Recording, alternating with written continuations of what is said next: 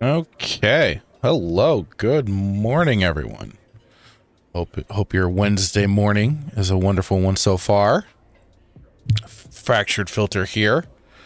As you can see, for anybody that has not and has been following before, a little change up in things and that no more Kyle Katarn face. Got something fresh in my own. But we're still kind of with this one.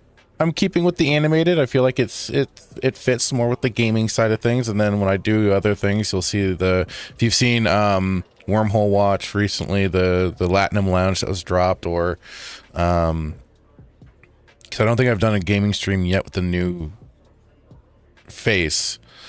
Or if you've been Static 2020's weekend pregame, I also had the new, I believe the news live action face there. But anyway, hello, good morning again.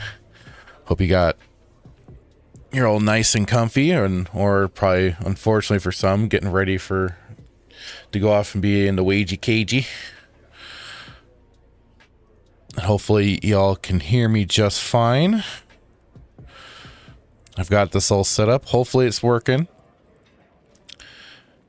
Like I said, a little bit of a different format too, because I especially got the music still playing here.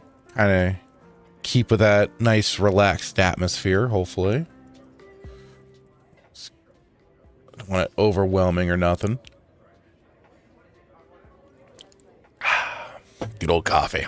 All right.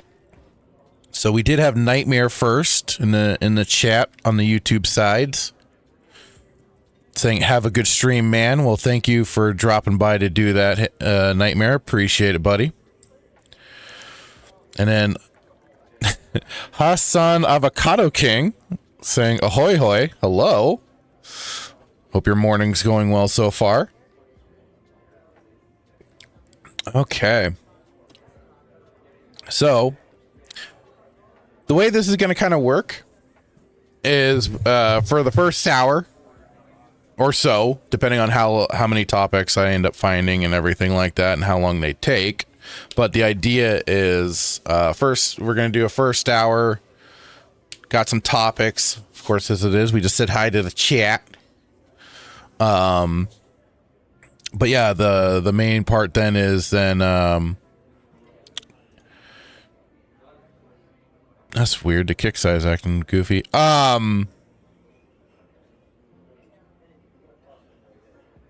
we go.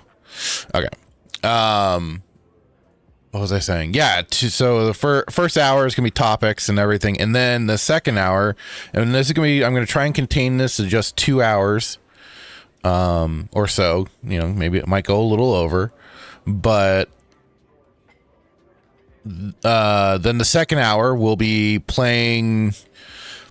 For right now, I'm going with Star Wars Galaxies emulators. The first one will be the Awakened server.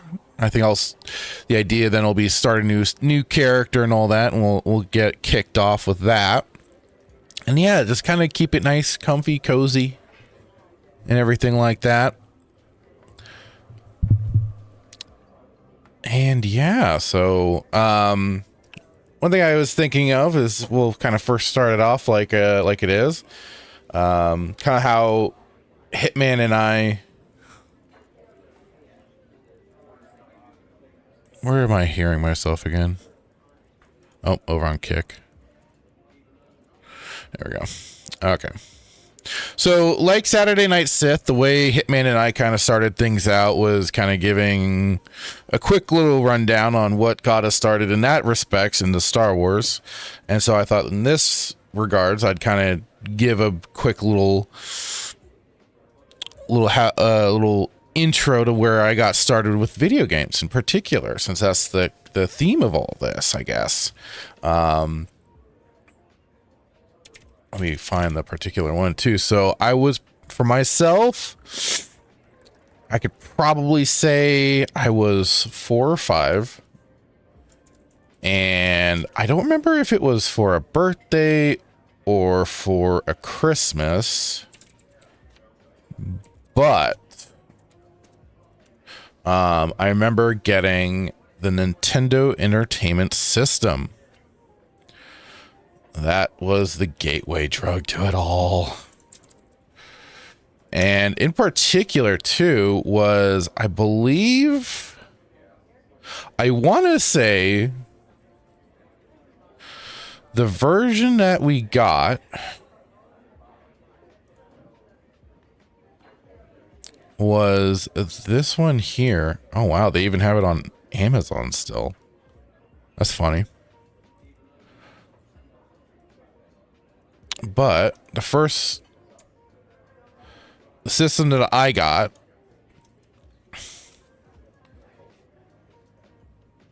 here, let's switch, see how well this will work. So yeah, over here.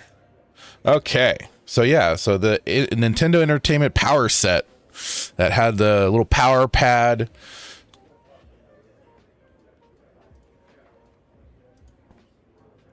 and of course the light gun for Duck Hunt. And this was what started it all. Just got me on that course. And I could swear I remember seeing, even at my grandparents' place, I don't know if I ever actually played it, but they did have the Atari and was playing, and they had like Pac-Man and stuff like that. Amazingly, I think it was my uncle's initially, but then this, once I got this, I don't know whose idea it was, my mom's or dad's, but this was certainly the thing that, like I say, kicked me off into it, onto the long journey. And I still have a long love for especially the original Super Mario Brothers. Still a fantastic game to me. Just one of those games that's pretty comfy and cozy that I like going back to every now and then.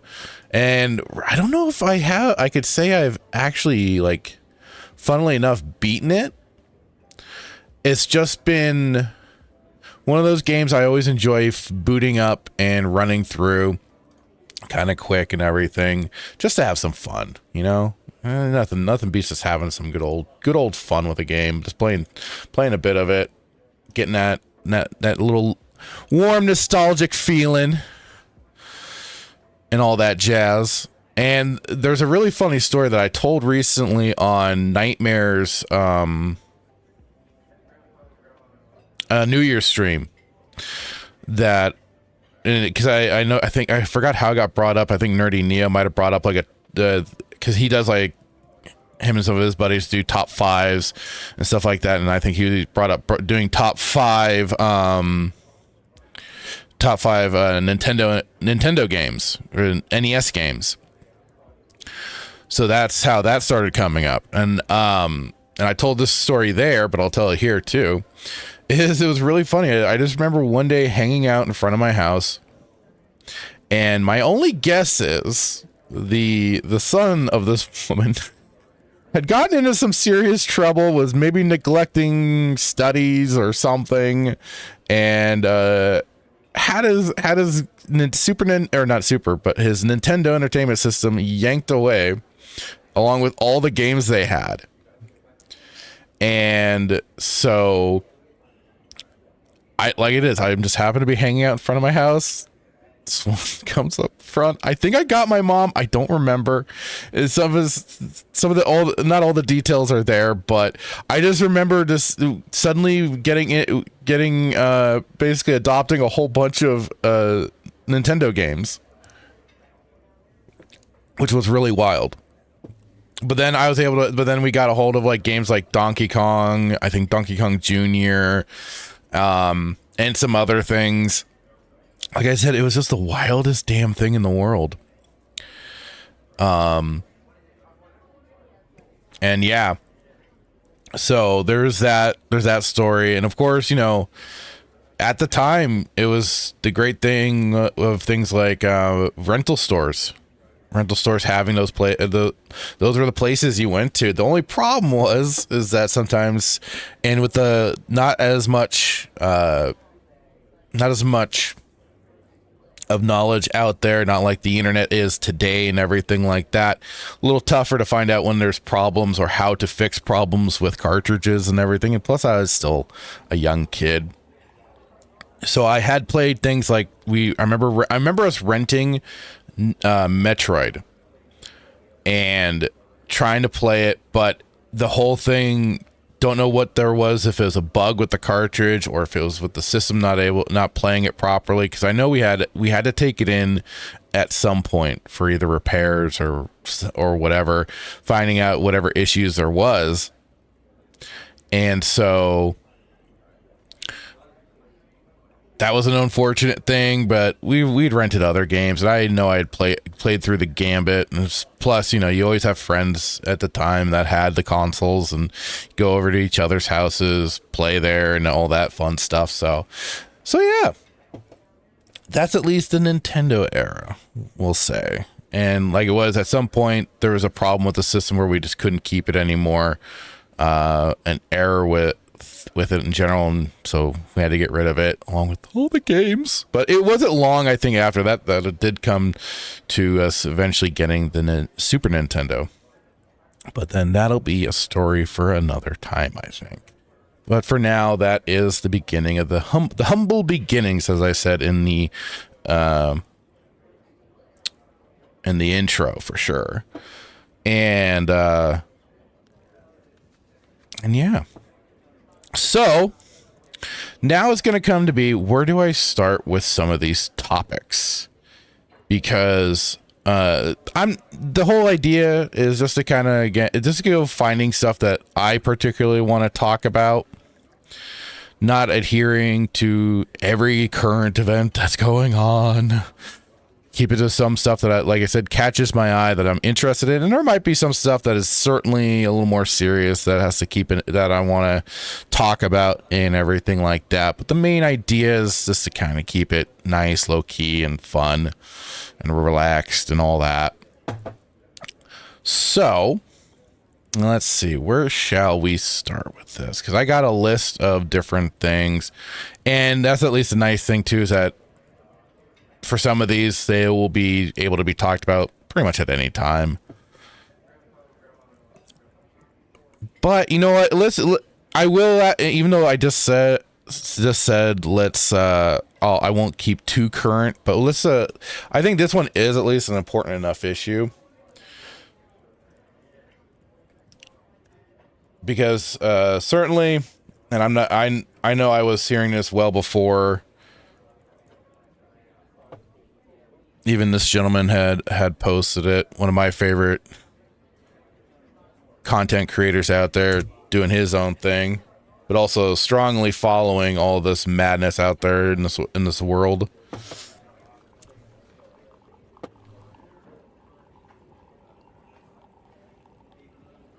Here we go. Accursed Farms, Ross Scott had posted, Anthem is now dead. I've heard it might have been very salvageable if it wasn't for the use of de novo, which, for anybody that doesn't know, is a whole restrictive anti-cheat, anti-theft system sort of thing, mostly used on PC. You'll see it listed in Steam games and everything like that. And they do put it in there. You can just check a little bit more on the details. They have it listed there. And says SKG is obviously too slow to save it, which is stop killing games. But we're building more and more legal attention to this practice. It's ridiculous this happens to begin with. And I'd definitely say look into what Ross Scott has been doing over on Accursed Farms. The Accursed Farms is his YouTube channel as well. You can find it all. He's been talking about it for quite a while, about stop killing games. He has a video on it, and I know we have talked about it in previous podcasts of Saturday Night Sith, so you can find that there as well. So that has been a big issue with all of this. And I even did see, I felt like they kind of was weirdly taking a interesting kind of a shot at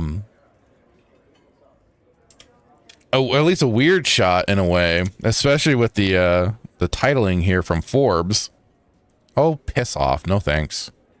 But a final goodbye to Anthem, 30% of a fantastic game. It's like almost like a backhanded like compliment there.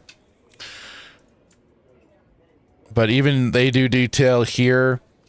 Article by Paul Tassi. Anthem is dead for the fifth time at least. Many would have called it dead on arrival, with disastrous early technical issues and a litany of bugs. A second apparent death followed it with its high 50s Metacritic score as reviews came in, along with fairly fast player drop off, as many realized this isn't what they wanted. I wouldn't even say it wasn't even what people didn't want. The problem, which I guess no, that is true. The thing is that this wasn't as big of a not a bait and switch, but it's certainly bait from BioWare in terms of what how they represented the game through their gameplay trailers and stuff like that.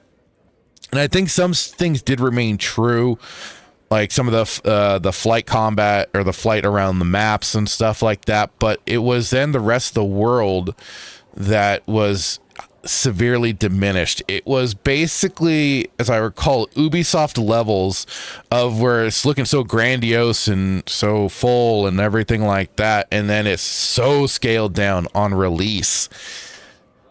So what people were expecting was, a much more vibrant game and much more of, again, and it's been a while since I saw that initial like gameplay trailer from them, but it was promising a lot. But even for me at this time, and I was already, for myself personally, on the out of being like, you know what, BioWare, I think I'm kind of slowly but surely losing my interest with you guys. I love you, but yeah, it was a drop off for me for sure. So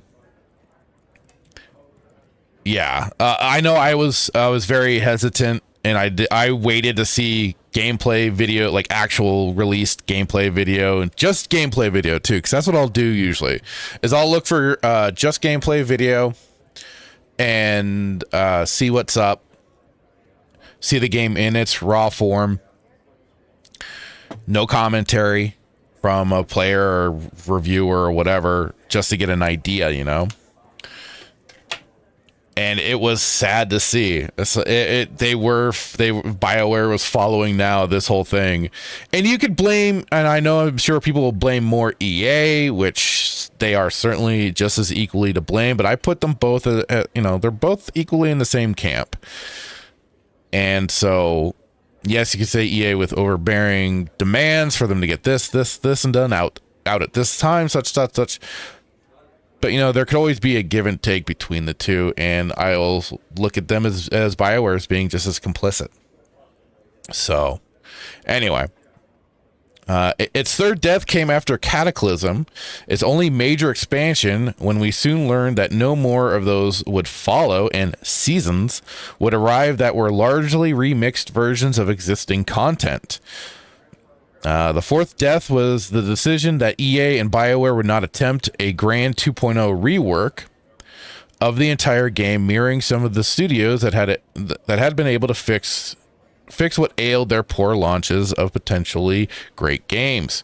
Fifth death is today. After years of zero content and close to zero players, Anthem will finally be taken offline.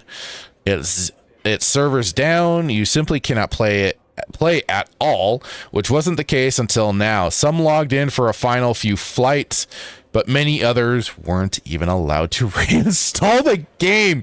Wow.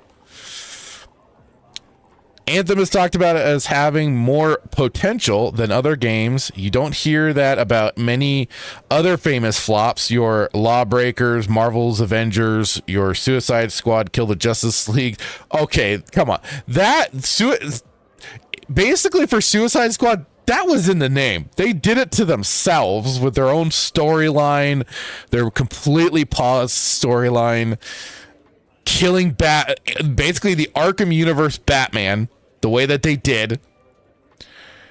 And I know, what was it? They tried to retcon and walk some of the things back with they were all like clones or something. Like, no, you only did that just to try and salvage and save your own behinds. There was nothing true about all that. Don't give me that crap. But yeah, so as I say, but Anthem, it felt like there was a spark there buried deep. It was kindled occasionally, but BioWare was in no way ready to rise to this challenge. Though earlier than some, they were still 5 years late to the launch of Destiny, the game it hoped to emulate, and even 2 years past Destiny 2. It was a trend we saw before and have since, a dedicated single-player studio attempting to pivot to live service multiplayer. So it almost never goes well, from failed launches to canceled projects. Idea here was that it would be a live looter shooter with the kind of story campaign BioWare players had come to expect. It was close to that in what felt like a fraction of a campaign at best, with practically nothing added to it after the fact as BioWare scrambled to fix bugs, loot, and an entire missing endgame instead. Well, I mean, even if I remember right, even Destiny 1 had a missing end game, or it was just it kind of, as I remember too, it kind of abruptly ended and felt very much tacked to then, now comes our DLC expansions and what have you. So I mean, hey, BioWare was following suit. It should have been pretty clear they were not up to this when they missed almost every promised update on their first roadmap, which honestly, this doesn't surprise me, because for any of you poor souls that got into Star Wars: The Old Republic, BioWare and the team, and I'm going to call this like the Peter Molyneux syndrome, that they really wanted, I believe they really wanted to get a lot done with the game, legitimately, but sadly they overpromised and they did not know time management and also probably team management to get that stuff done. Because Lord have mercy, do I remember them talking about on one of their little cantina things that they did, where they brought the fan base to, they had invites for, I guess, certain like fan groups and stuff like that were part of the game, and to talk about what people would like to see, what they had planned for the, like, either the user interface and stuff like that. But, they talked about early on getting players getting different ships, getting the ability to hide your hood or put down the hood of your clothing and just stuff like that. And I mean, it's just been to this day, I think they still don't have a toggle for it. It is just you have to get two different tops for hood up or hood down. But it's been a while since I've jumped into that game, so you could correct me if you need to. But that was what I always remember. What I remember the case being for the time. So this honestly does not surprise me, sadly. But I wish BioWare had their shit a little more together. I do. Because I love their games. I really did. Anyway, where was the potential then? Almost exclusively centered on gameplay, albeit even that took several updates to get where it needed to be. Without question, nostalgia for the game revolves around its Iron Man flight system, where I can remember clicking the joystick to shift into flight mode, into rocket mode to this day. This was hamstrung by an irritating heat-building system that would send you falling too often, but that was fixed eventually. Another strength were the javelins that the actual classes of the game where combat and eventually build crafting, after a number of loot changes, was actually fun, added a genre-best cosmetic system that allowed even material changes, armor pieces, javelins, knitting, approaching something like Destiny or Diablo. It's just the rest of the game wasn't. None of it was enough. The positives was that I'd say about 30% of a great game, and given I kind of took half a decade to felt clear it was never going to get the finish line.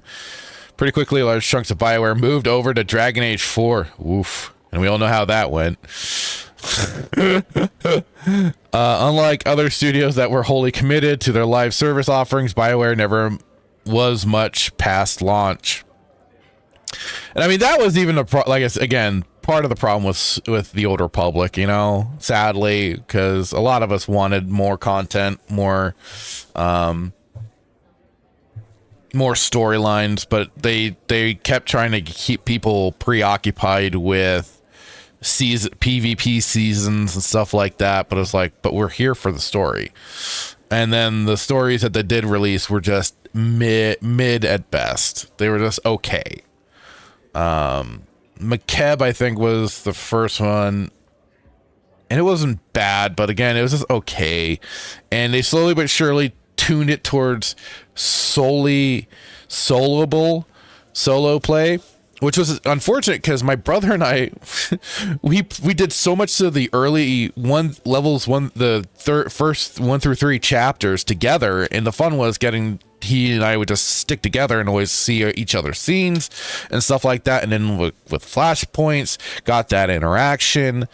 So we still kind of hoped for stuff like that, but there wasn't, and it just came completely solo. And I mean, like, yeah, you could have given us like our own separate dialogues and everything like that, but it just didn't stick. So final idea that Anthem could be saved with 2.0 update was never realistic. First, this was EA we were talking about, not exactly a company looking to throw more money into something clearly resembling a pit. Second, even as one of the game's most avid players and certainly its most dedicated journalist, I could not see it working. There was too much to add. There was no way to draw back the kind of audience needed. Perceptions were largely set in stone by that point. As for servers coming offline today, it's a rather arbitrary moment. Dead Anthem won't be much different from a live Anthem in its current state over the last few years. This understandably raises questions about paid video games and the ability to keep playing them indefinitely, but this is the world now and it won't change. Well, I mean, you say that, but back to Ross Scott, he's been making a lot of push, and I think they've been making some ground on at least the like UK European side. And I mean, if that can just kind of, and he hates it, and we all kind of dislike the whole like forcing the government's hand in this. It's just, sadly, there's certain courses to take, and it gets the law and everything involved. But last I knew, they were making some good headway on that front. So who knows what could happen? I live service games could alter, I think. That could be me being a little naive and hopeful, but I could see it being so, because I mean, a lot of times these live service games, they require a lot of time and attention.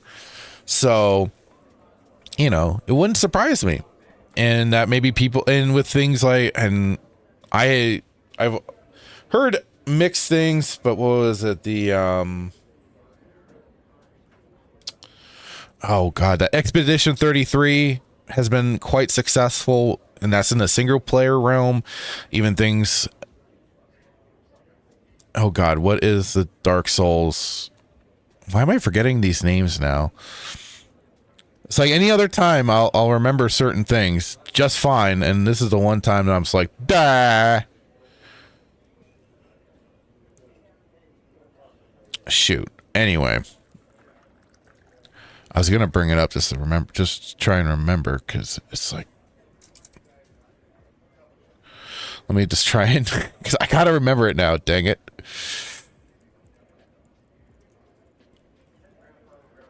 Elden Ring.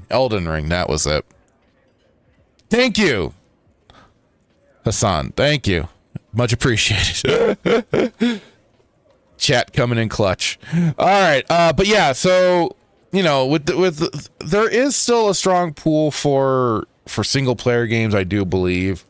And if there are more stronger single player games that draws people in, that could help change things. So could. I'm not saying it will. I'm just saying it has the possibility. So saying I did enjoy much of my time in Anthem, more than most, but however much potential it had, it did not have the developer or the publisher or the audience. Son, I got you, bro. Appreciate it, man. So, here's the thing. And kind of like it is, I'm going to be playing an emulated server game, Star Wars Galaxies, in a little bit. And I don't see EA doing this, but surprisingly enough, that was a situation where Star Wars Galaxies, a live service game, $15 a month to play monthly, or to keep that monthly thing going, much like SUTOR, Star Wars: The Old Republic, at least when it first launched. But when that died, they was a Sony Online Entertainment. They released it effectively, the baseline code and it was like, for any of you out there, you can take on this project. You just had to build it from the ground up, though. Like, they got the worlds and everything like that, but they still had to recode the game, get the balancing all set up, redo the classes, and really start from ground zero. But, I mean, with a passionate enough fan base, they were allowed to do so. Who knows? Maybe if there is a dedicated and passionate enough group for Anthem, they could maybe do some potentially emulated servers. I mean, I see vanilla WoW servers out, World of Warcraft servers out there. And I mean, I know there was a group trying to do an emulated server for the Matrix Online, which I know for like people like my brother, that was a deeply loved game, but sadly just not the same dedicated fan base as something like a Star Wars: The Old Republic, Star Wars Galaxies, into Star Wars in general, and for World of Warcraft, for people wanting those emulated, wanting those actual classic servers. So who knows? There could be a bit of a future for this with it being shut down, but then again, that again comes down to EA, BioWare, and what is to be allowed. It just might have to be more on a little hush hush. So that is that. Although I did have one more thing I mean, this is, I think, to be expected. We already got the confirmation, certainly with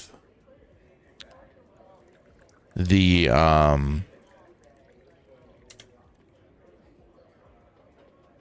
Forbes article, and with the like Ross Scott had what you call it, PC Gamer, but on X, Twitter, whatever, there is the account Does It Play, and they usually take stock of games that can play offline. Anthem, PS4. Does it play offline? No. Does it require a download? Yes. RIP, no offline mode, and the servers have been shuttered for good.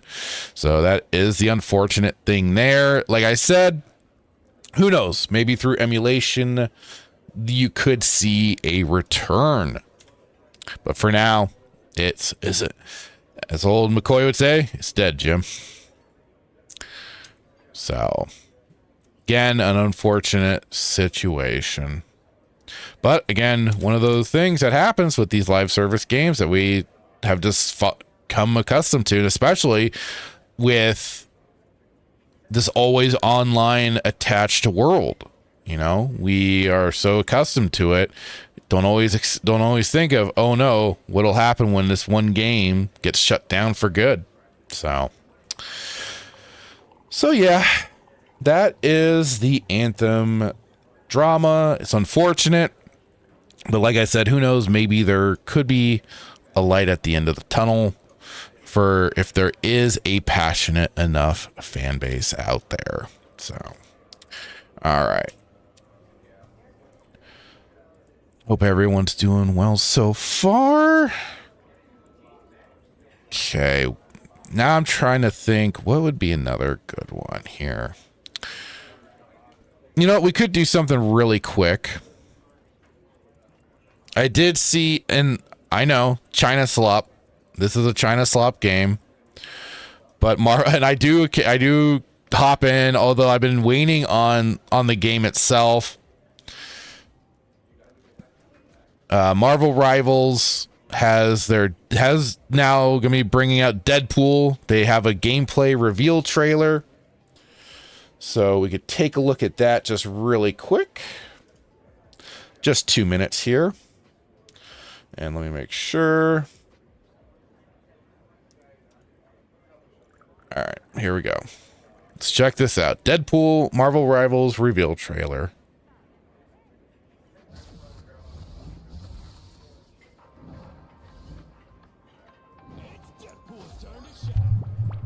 Oh lordy.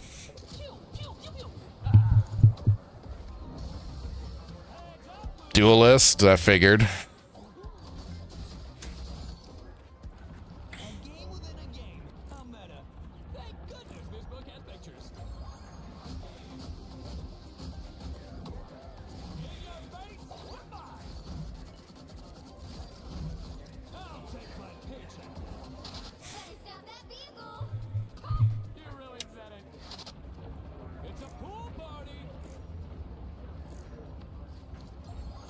Huh.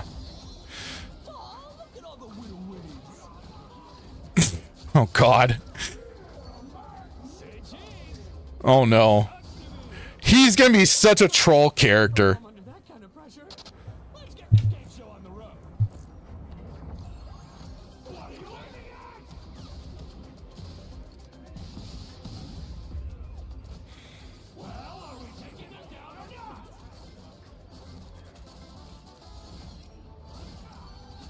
Holy shit. Oh lord. What? And he has a heal?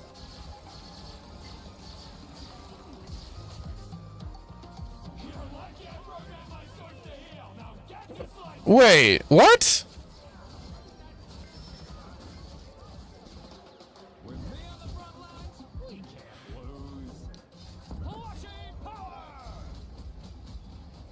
So he has different...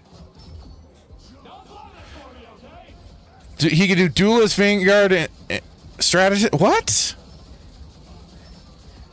Oh, he's so gonna be broken. Okay.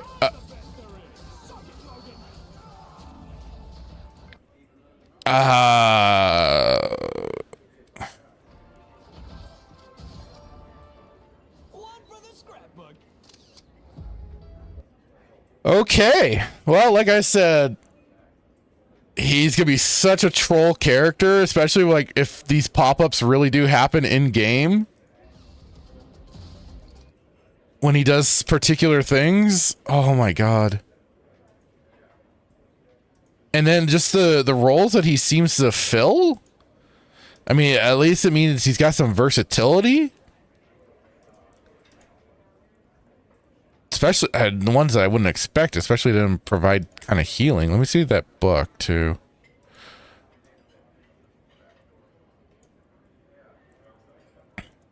So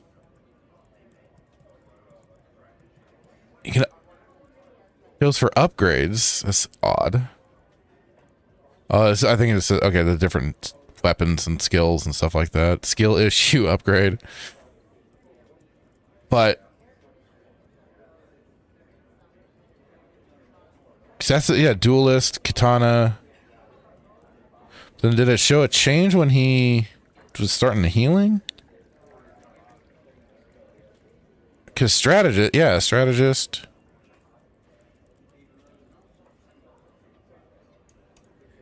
Hang on, let's go. I'll just mute this to go back as he takes a round. That is just so... That's crazy. Like I said, I can see him being broken, and he's going to be a troll character for sure. Could be fun, though. He might revive some of my interest a bit. I can't say I've just been too keen on the game in general, just because it's such a grind at this point just to get certain things done. So, well, like I said, he looks cool. And everybody's been waiting for this one, so... Hopefully it pays off. Okay. I can close that one out. Let's see here. You know what? Here, let's go to... And this is a bit of, like I said, a bit of an older topic, but I just have not had the opportunity to really discuss it, just because we haven't been doing Saturday Night Sith for a while.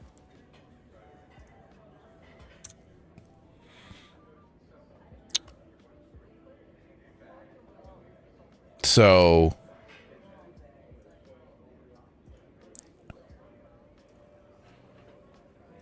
Sorry, I'm just getting it set up really quick for what I need. All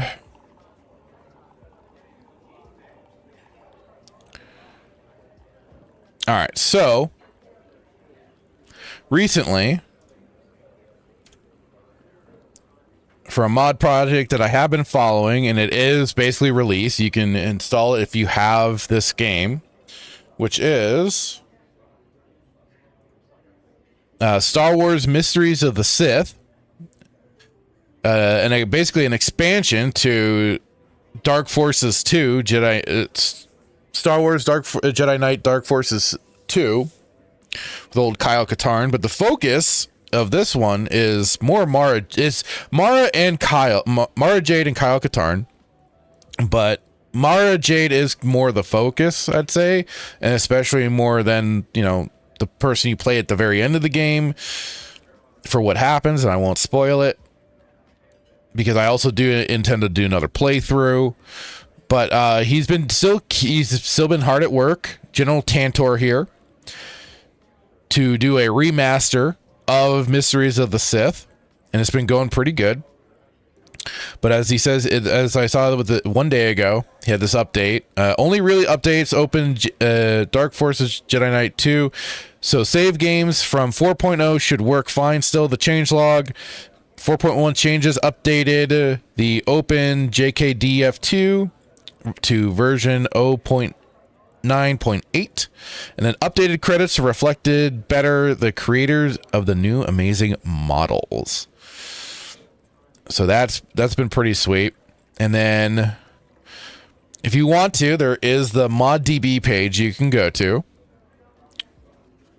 And here I can even... Oh, I can drop the links to really quick. Hang on.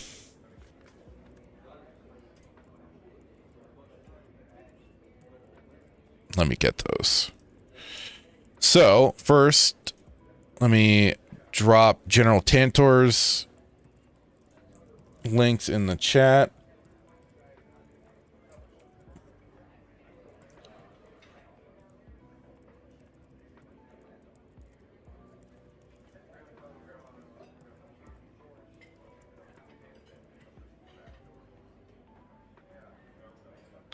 There we go. Let me see if that dropped over on... No. Weird. Why isn't it going to YouTube? But yeah, there's General Tantor's page. And then also... Here is the ModDB for the patch and everything else.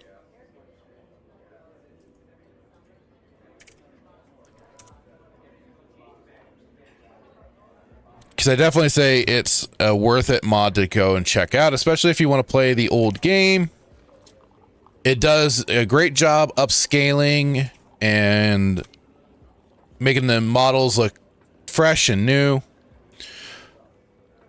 giving that polish and everything.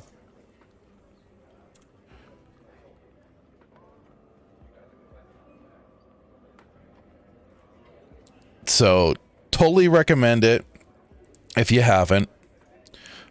And he has all the instructions. He even has on his page too. So like it is the ModDB, really easy just to download. And then over on his YouTube, he has the installer showcase. So if you need the know-how, need the walkthrough, it's right there. He gives you the lowdown. But we can also look at the remastered trailer. That kind of shows everything off here.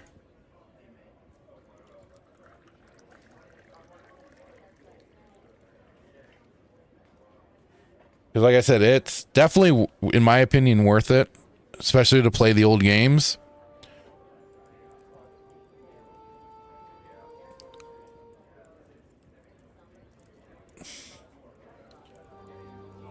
Oh, that dang Star Wars music's gonna hit me.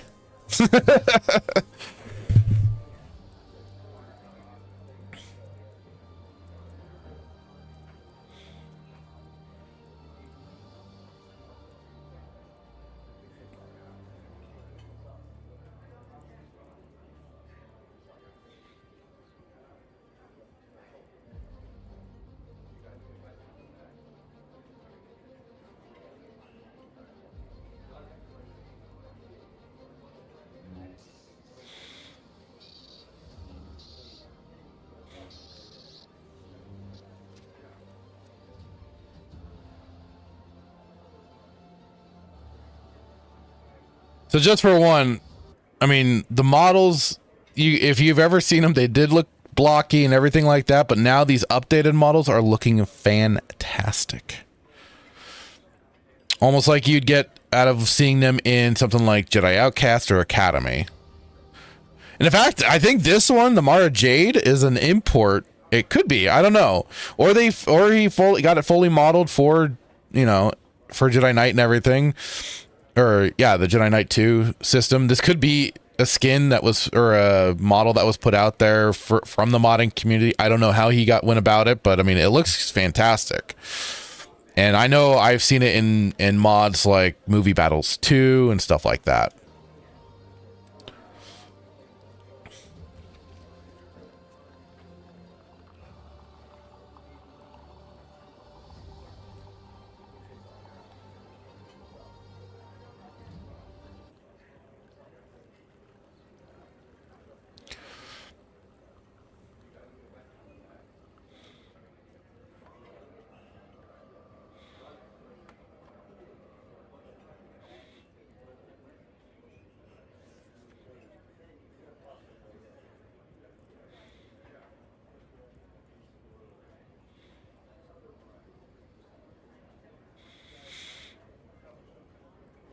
Dismemberment without having a code or nothing. Just happens as you slice up them poor little stormtroopers.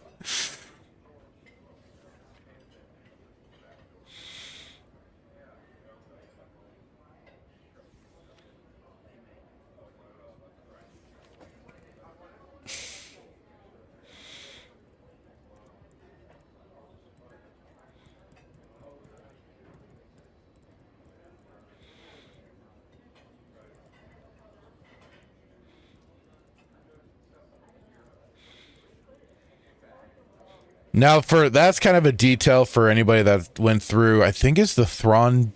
Is it either the Thrawn trilogy or duology? I forget which. Where no, it must have been the trilogy, the Thrawn trilogy. Yeah, where Luke gives Mara his old lightsaber.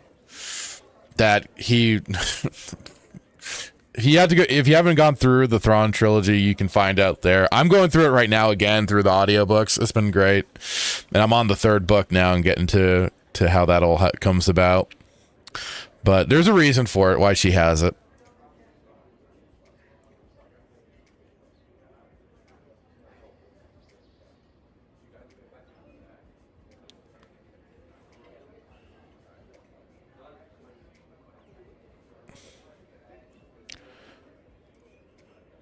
As it is, it's already out, and I'm a little late talking about this, I know. But I still wanted to regardless, because Tantor's a cool dude and has been working really hard on this, and I think he should get all the credit possible for making it very, you know, possible to play an old game like this again. There's also, he shows off here, like you already saw us kind of watching this, going through it, but completely helps for the scenes as well. A lot of the models are all changed up and updated to reflect the remastered updates.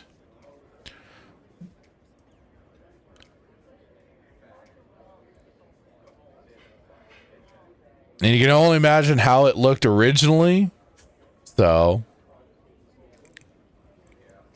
but a lot of it's now more smooth and rounded on these character models and stuff like that. That's the great part. We won't go too far because there's a lot of stuff that does happen in here. Especially that I found it funny that in this game is where it's revealed that there's Droman costs. I didn't think it was a thing until, you know, Star Wars The Old Republic of all silly things, but I haven't gone through all Star Wars lore to know everything. As I always say, I'm basically a youngling when it comes to a lot of the lore. But hello, O'Keefe, how's it going? Is that remaster of Star Wars Galaxies? No, this is a remaster of Star Wars Mysteries of the Sith. I'm going to be getting to Star Wars Galaxies in just a moment to be playing that. We're just first going through some topics right now. And this is the last one before we get started with Star Wars Galaxies. But yeah, so for Mysteries of the Sith, if you are interested, I linked it in the chat. Do check it out. General Tantor has been doing a lot of great work. So, okay, now that we are getting to about that time, I do want to show off first the server I'm going to be playing on. So the server is Star Wars Galaxies Awakening.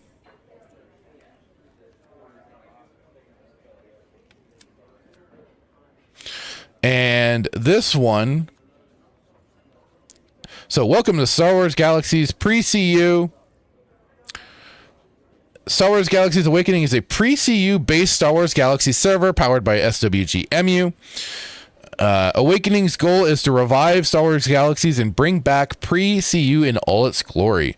Awakening has a unique Jedi unlock system that no other server incorporates. The goal with this new Jedi system is to bring back some mystery when obtaining Jedi.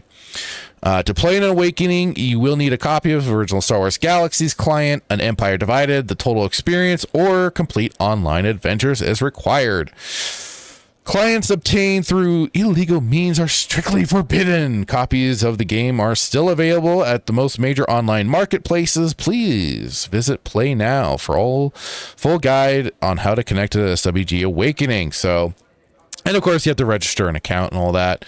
But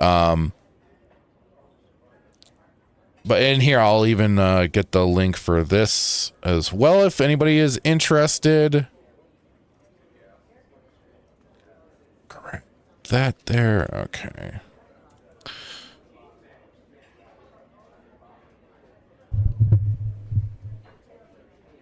There we go.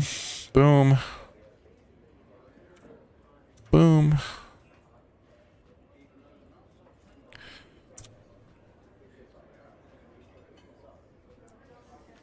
Okay. So, like it is, yeah, they we know it's a bold promise, but Awakening lives up to it. But built by passionate and experienced developers, well-versed in pre-CU Star Wars Galaxies, Awakening sets itself apart. Everyone starts off equally. The new player experience is true to pre-CU. We don't give away items or boost players with bonuses that harm long-term balance. All you will start with is a measly payout from the Imperial Navy, and your grit and determination where you go on is only limited by your imagination and drive. High-end loot is exactly that. It will take commitment and skill to gather rare items and top-tier crafting components. Our loot system is tuned to value risk versus reward.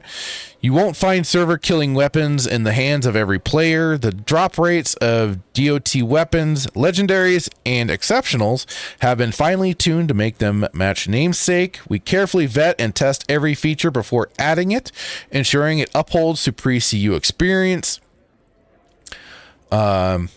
We have an automated backup system to protect your data and time spent on Awakening within our vibrant galaxy just in case. And what sets them apart? We launched in 2014 and are still going strong without compromising long-term stability. Unlike many servers that hand out bonuses to attract players, we believe in earned progression and a healthy sustainability economy. Our Jedi unlock system is earned, mysterious, and challenging. No shortcuts, no CSR handouts. This isn't NGE, it's pre-CU+. Bounty hunters get a small edge against Jedi. A slight lightsaber defense, better tracking, and master bounty hunters are able to use ranger traps in combat with Jedi. Without breaking balance, it adds depth while preserving fairness. All core professions are available. Jump to Lightspeed is still in development by Star Wars Galaxies MU. And I know that's something I'm really, really waiting and holding out for. Not holding out, but just waiting for in general, because I know that'll really open up like basically the second half of the game. The global experience rate has a 2+ multiplier applied to it on Awakening. We add only aesthetic or thematic new content, never undermining established systems.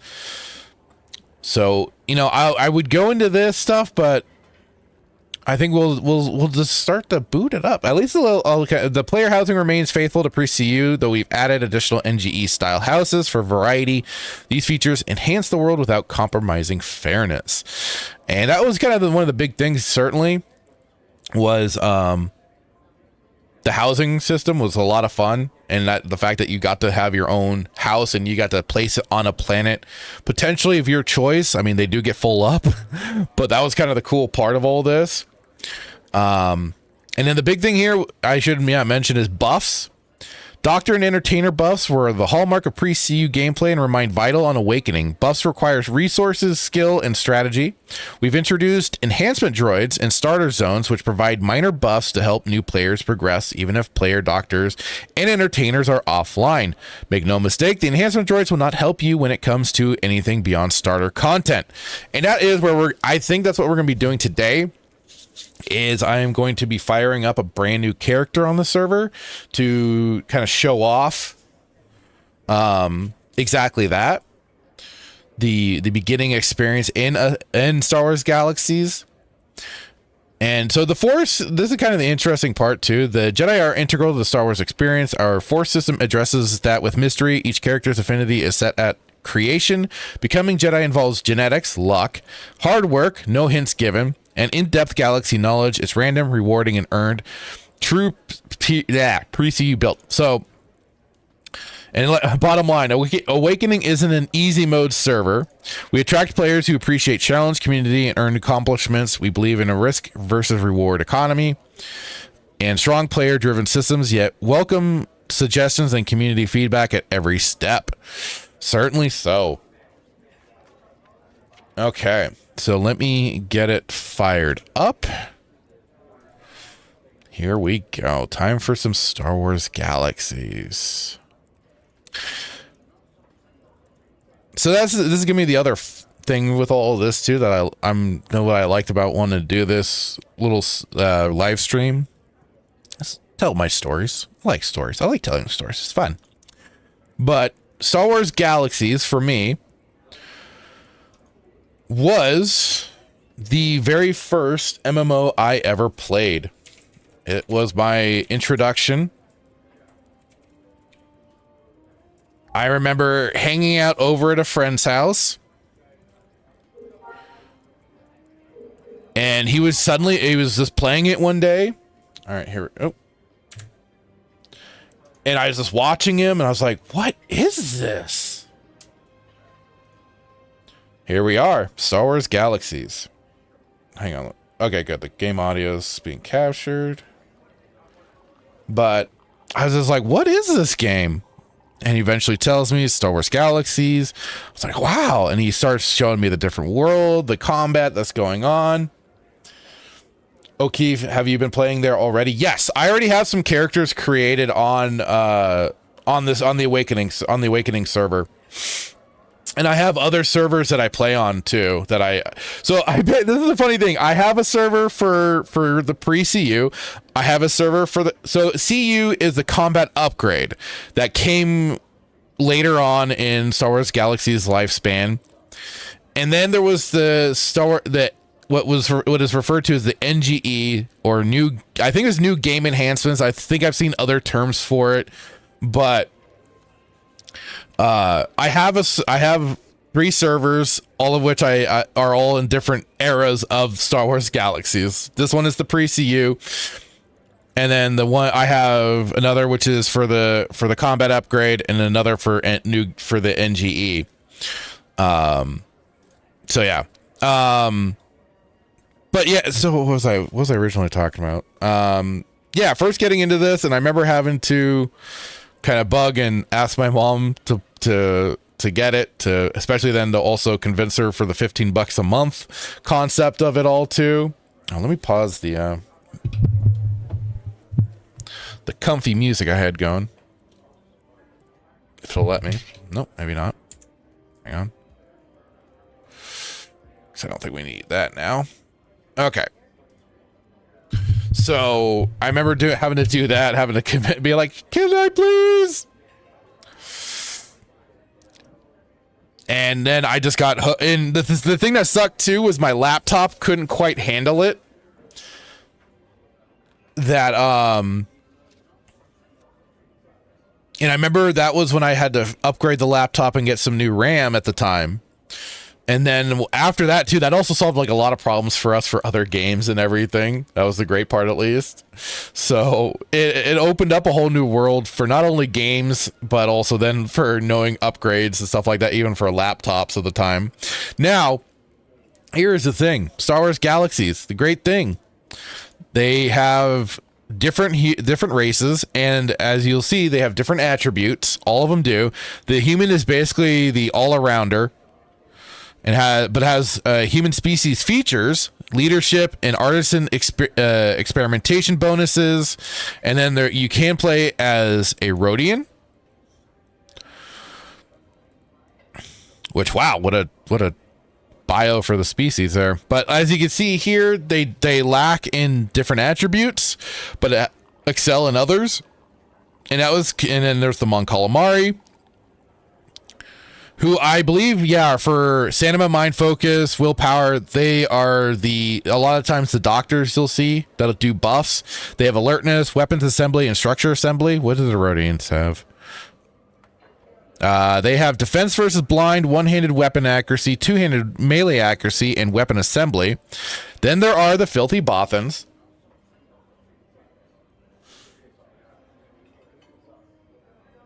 I don't like these little buggers. O'Keefe, have you been, let's see, says there's a new server that just launched in December. It's legit combat upgrade, not the hybrid new game enhancement CU one they have out. Oh, really? Yeah. So the one the one that I have for the combat upgrade is, restoration. What's the one you're talking about? I'm always curious to check out new ones. And Hassan says, could you play as Jawa? So there are servers out there that'll let you play as a multitude of things. They'll even add in Chiss and stuff like that. And I'm pretty sure there might be ones with Jawas. So you could get that experience. Wookiees, you could play as the big old hairy walking carpets. These guys I especially saw, like you see, creature taming bonus, trapping, rescue, war cry, Wookiee roar. I always saw these guys being creature handlers, which is a class I loved a lot. And I had only sampled before the combat upgrade changed everything up.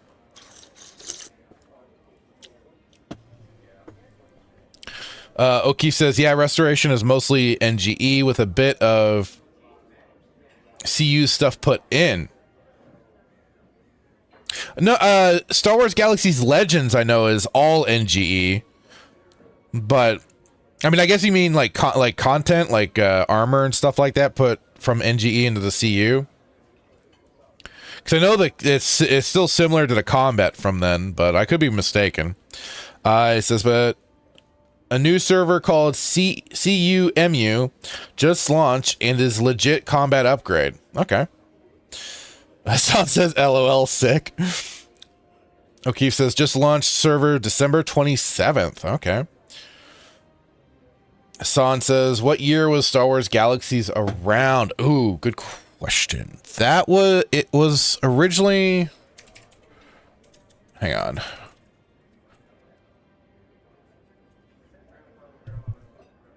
So Star Wars Galaxies launched launched June 26, 2003. And then, God, when did they shut down too?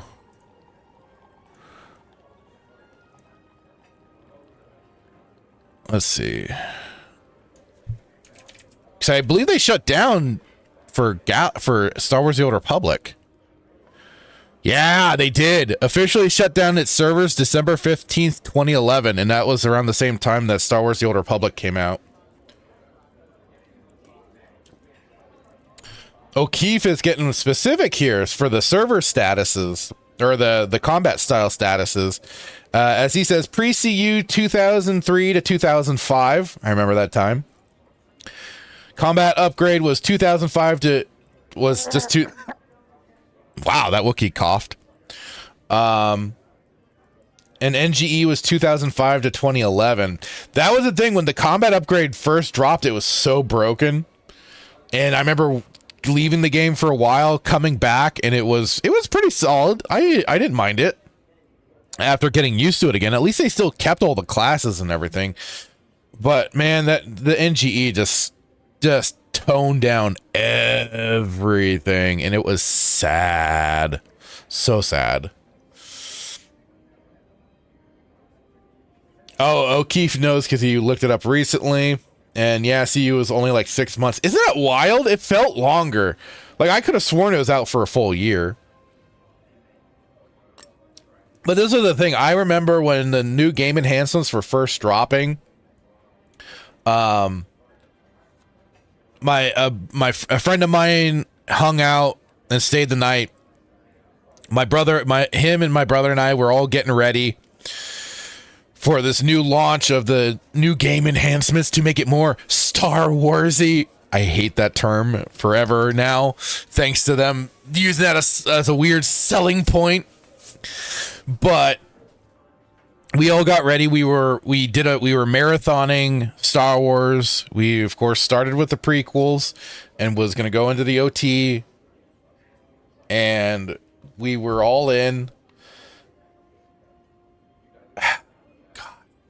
And I remember we had some fun with it. We did. We hung out with I'm trying to remember what clan we were with at the time. I don't know if... because there were so many different groups that we were a part of for a while there.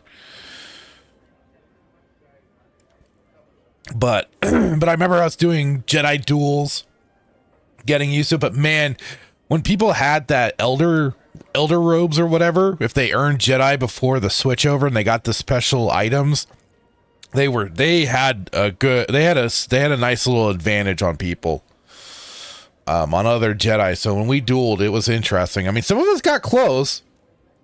Some of us did get close, but they had that edge for sure. Hassan says, yeah, I vaguely remember that SWG released before World of Warcraft and ended a few years later in the 2010s. Yeah.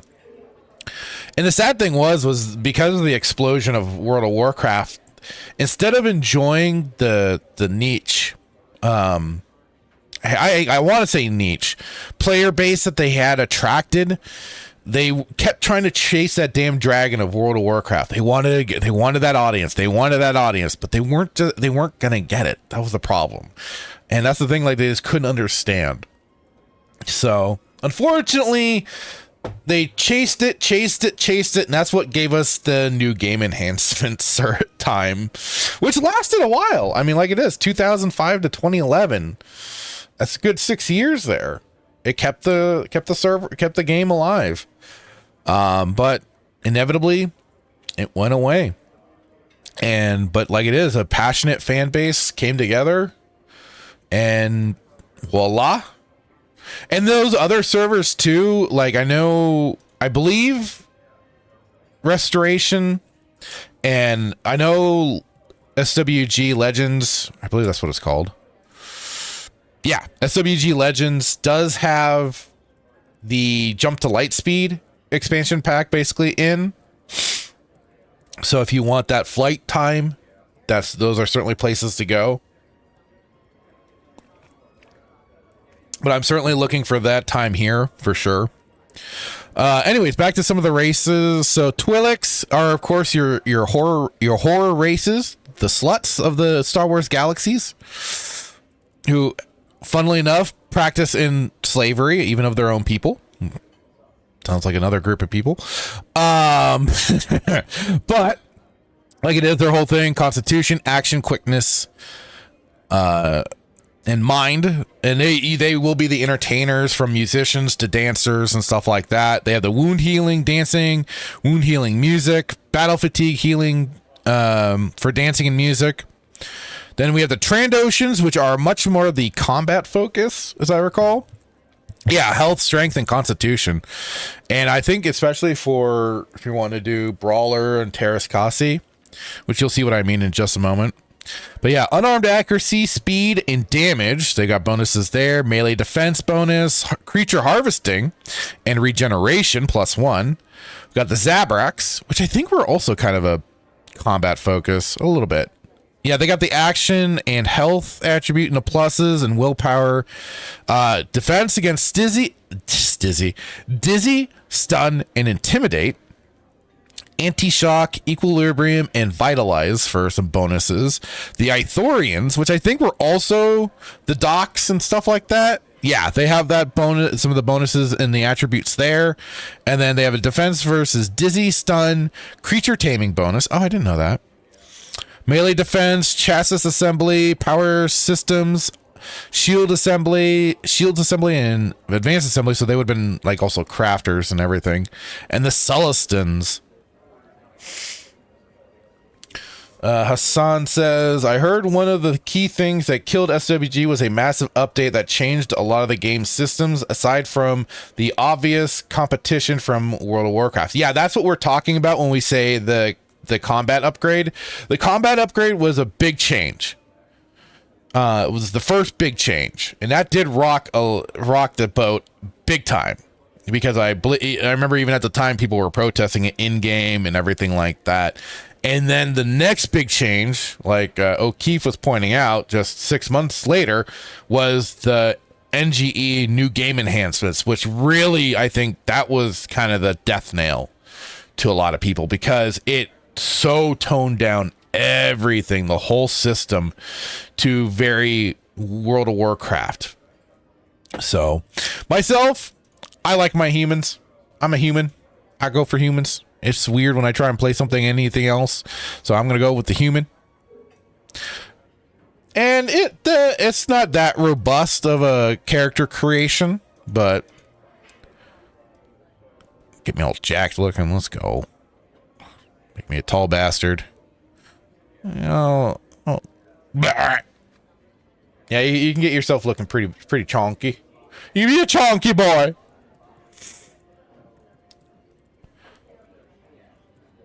Well, let's even me out a bit. There we go.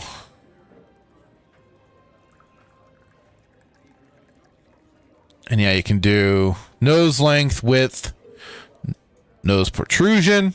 We won't get too crazy.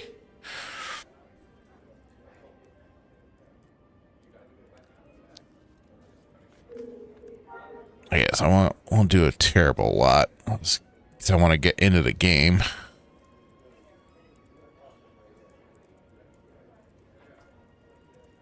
Kind of shrink it in a bit. Cheeks. There we go. Make it a little bit bigger ears.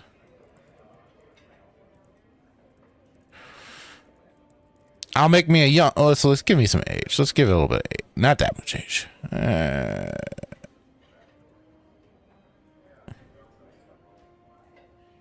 Sure, let's go with that.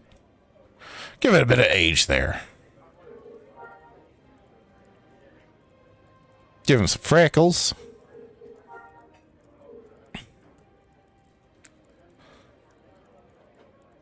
Just kind of mimic my character a bit there. Now let's see. Boom.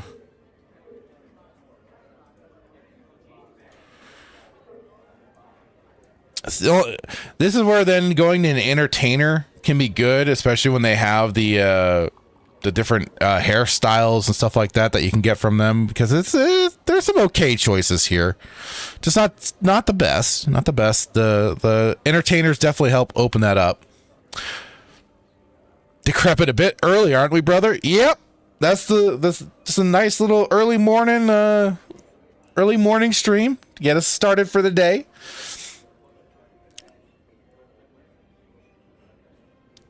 And just for, like it is, we're just doing it for a couple of hours.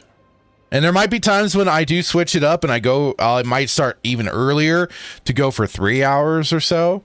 But for right now, I'm going to try and keep this to 2 hours. First hour, we already did topics. We already got through those. And now we're on to Star Wars Galaxies. Playing on the Awakening server. Yeah, let's just go with that. So now, here's kind of the thing. They have your different professions that you can start out as, which are the very basic professions. They have artisan, brawler, entertainer, marksman, medic, and scout. Now, what I know is that you can pick, like, for example, medic, and get a bit of a boost in your attributes. And then, like it is, you can then drop medic and then go back to doing brawler or something like that. The main thing, like, to go with the, if I remember right, the medic was to get the extra mind pool and action pool, because your health is still good even as a medic. It could be better, yes, as a brawler, that full 1100 health, but then that's where the things getting the medical buffs and entertainer buffs pays off. But you can, like I said, you can kind of get a bit of an extra increase here, because mind is very important in this game to maintain, especially in this era of the game. Pre-CU, having your mind, because there were attacks that would directly affect the mind and could take you out quick. So that's kind of the big one there.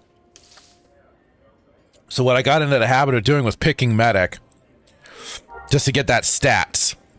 So we're going to do that. And then I'll just call myself Fractured Filter.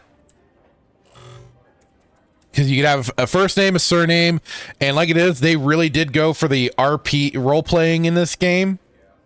And I'll show you a little more of some of that too. But, I don't, should I have it show new player tutorial? Maybe.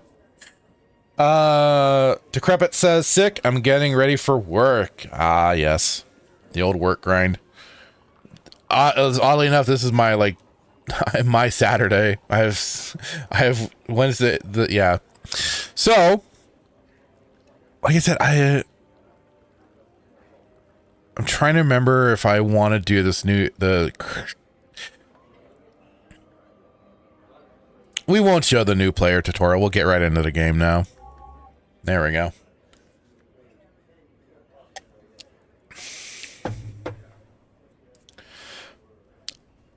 Wait, it's still throwing me into it. Terms of service. Please note you are limited to creating one character every 30 minutes. Attempting to create another character or deleting your character before the 30 minutes timer expires will reset timer. Okay. Oh, that's right. This is just a little portal. So this is... Oh. All right. So what you always have to do is start tweaking your UI a bit. At least I do. I don't need your help. Let's turn all this stuff up. Make sure... Okay, the background volume for music is still down. But the main thing I always have to change is the key map controls. I think I go with the modelless. Yep, there we go. All right, now this is where you get to pick where your starter planet is going to be. Kind of go to a neutral location through Tatooine or Corellia. And of course you have, and then you can also start in a faction if you want. You can start in the Rebel Alliance. You can start with the freelance pilots, which is basically a faction for neutrals. And then of course you can start with the Grand Imperial Navy. And I believe they have you start on Tatooine here. Yeah, they have you start on Tatooine. But we won't join a faction just yet. I'm gonna have a start here on Tatooine though, because it is just basically a good little starter planet that I know pretty well, especially when it comes to things that you want to fight or start fighting or anything like that. But just to get us going.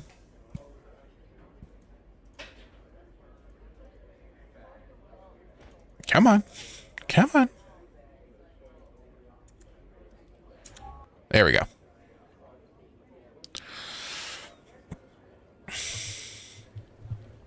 All right, and here we are in the world. This is where they'll drop you on in Mos Eisley here.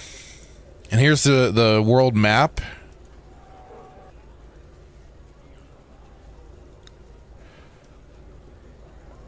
And what you'll see, like these neutrals, those are player cities, which was the cool thing with this game, is the ability that players had the ability to start up their own cities and stuff like that. And so long as there was enough room. And on top of it, like you if you find an empty lot out here anywhere, pretty much, there's some limitations, but you did have an ability to drop a house where you wanted to drop. And I've had houses on Tatooine, Naboo, because that's the other thing, is that then there is a bunch of the other planets. And here's your character sheet.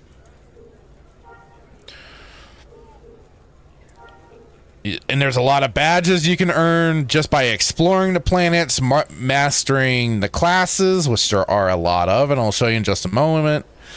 And also just doing different things for different factions and stuff. Because you can see then you'll have faction stats on plus minuses and everything like that. But let me show you then too. And so, like, you see the Imperial Sand Trooper here. This will change because different factions, I think mainly the rebels and the Imperials, can fight over control of the planets. And then once they have control, they'll take place on the planets in certain locations.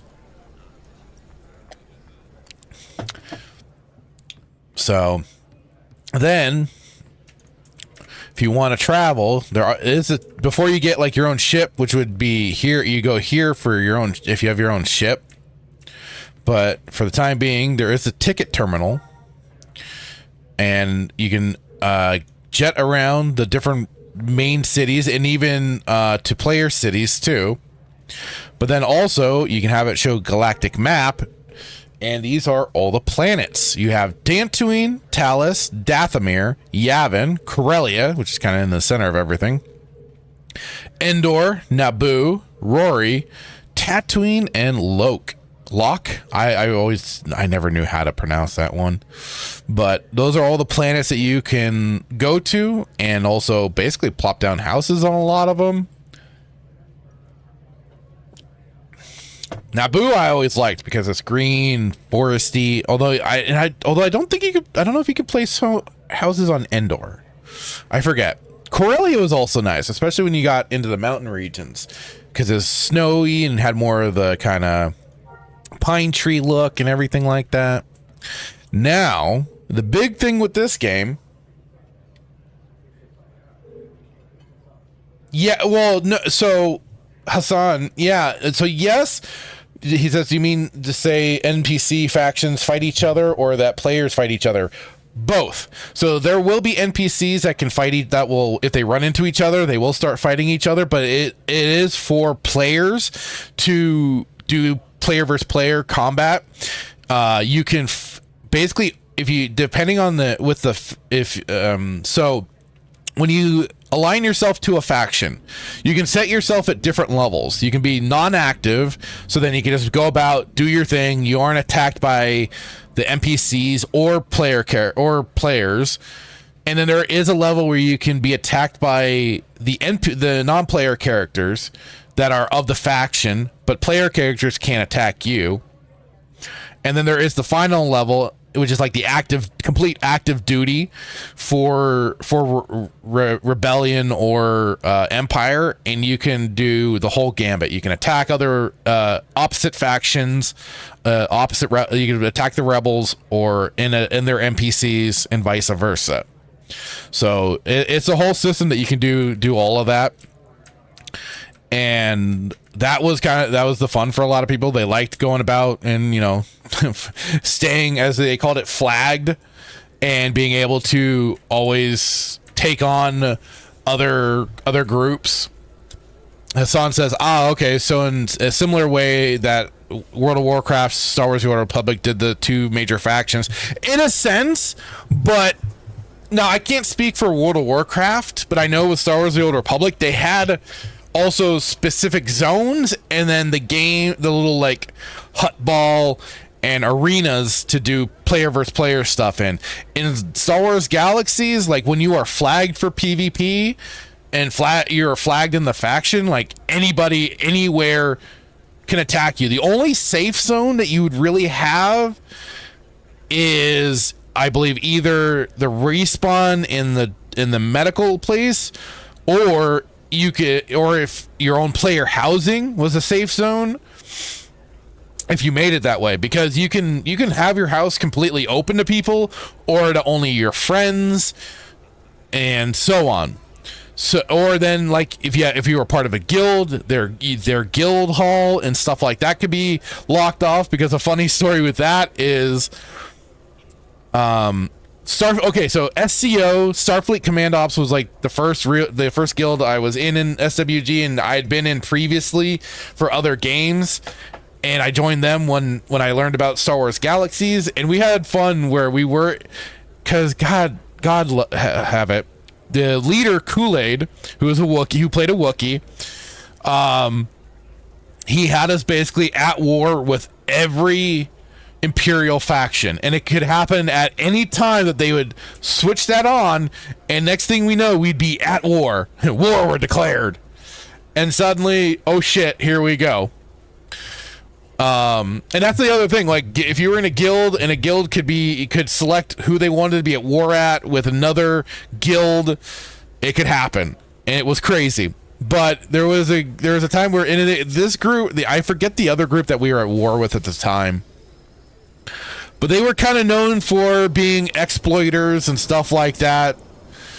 But we were in it, and the funny thing was we kind of did some shenanigans when we hid in our main guild hall, and then we started letting in individual players and just gank them right there. It was so fucking funny. Or I think we even, because we were hanging out in there for so long, there was even a player bounty hunter that came from one of our Jedi, and they agreed to let him in, and they went up to the guild hall's rooftop and did a fight up there, and everything, honored that. So that was kind of a funny moment. But it was just like, that's always the funny thing. Like, this funny stories like this for games like this. But yeah, that's the faction system is fun. Getting you to, and then like you get to get the different style of armor from them when you earn enough points and ranking. Then, of course, if once the jump to light speed comes about, you'll be able to get TIE fighters or X-Wings. And then, like it is with the neutral faction, they have a set of their own ships that you can get to. And I remember with the new game enhancement, I always wanted Dash Rendar's ship, but I never got it because you had to do basically a flashpoint for Star Wars: The Old Republic terms. A flashpoint, and it was a loot. It was a random. I don't know if it is randomized loot. Anybody could get it or could allow to pick it, and it was, you weren't always guaranteed it, especially if somebody was being greedy and just went for it. So I never got the Outrider, which was disappointing. And I believe you had to be neutral for that one. I forget. But I always wanted his ship. And that's kind of the cool thing, because the ships can also act, if you have like those big cruiser ships, like the Millennium Falcon or the Outrider, stuff like that, they have the ability to and they have a luxury yacht that you can get that where you can basically have it like your own floating house, which is pretty cool too. Now, here's the big thing, the skills. Here we are.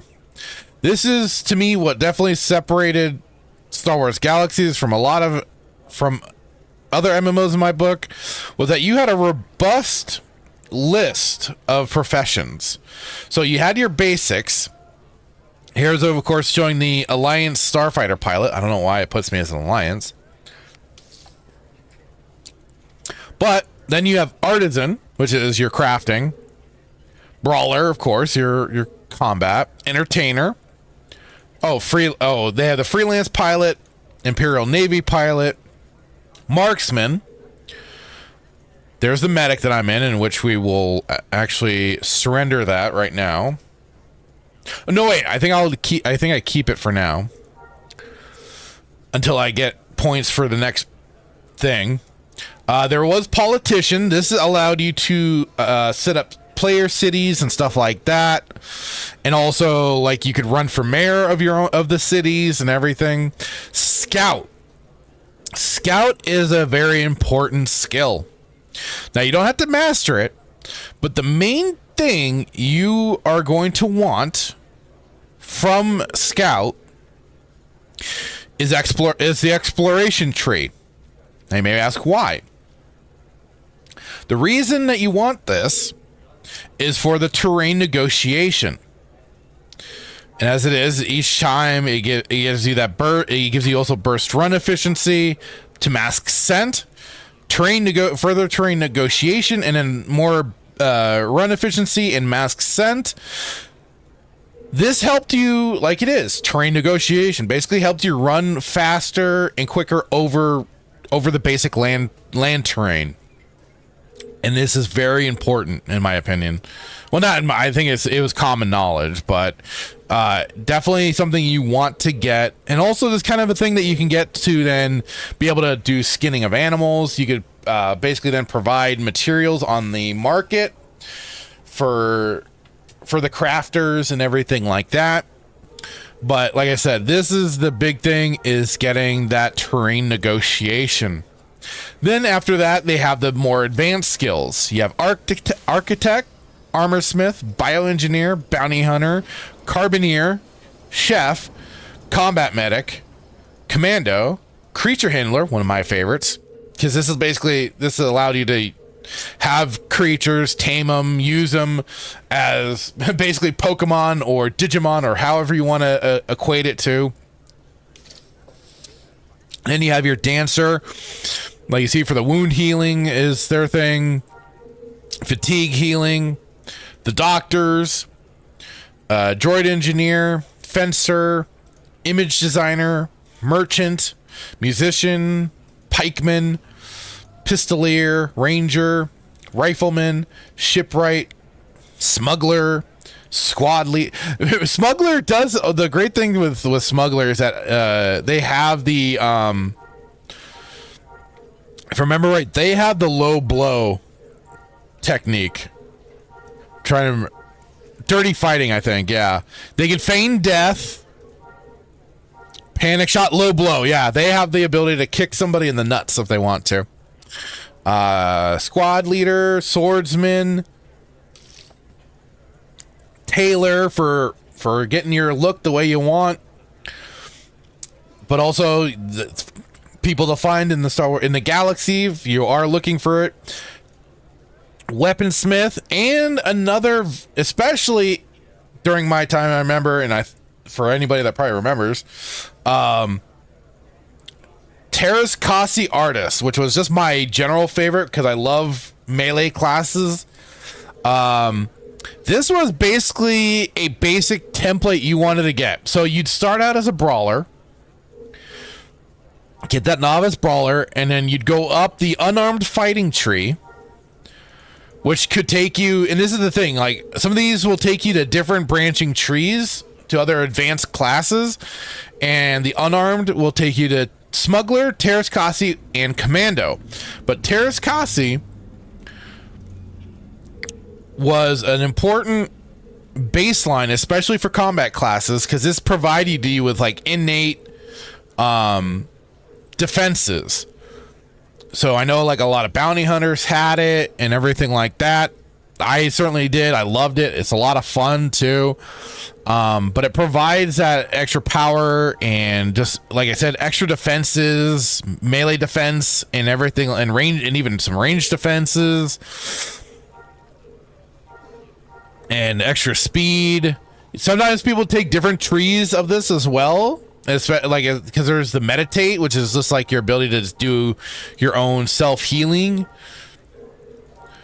You just do like / meditate, and then boom, you start healing right then and there. But Terraskasi was kind of like one of the baseline things. Now imagine this: once they got to the new game enhancements, all of this went away. All of these different classes that you just heard me rattle off all went away to just being smuggler, Jedi, bounty hunter. I think they still kept like a weird politician, but dancer and stuff. Like, they really just scaled it down to what was your starter classes here, and it was just so disappointing. And that's why a lot of people just tapped out at that point.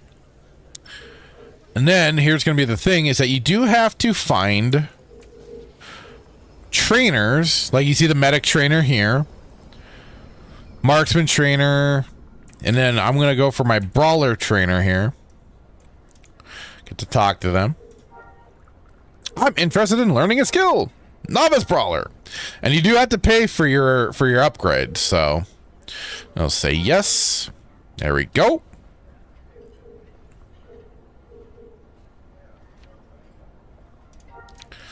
Okay. So then what you start doing, and then here's your inventory. Oh, they even give you a land speeder. That's nice. That's nice of them. And 1,000 credits in the bank. Generate vehicle. There we go.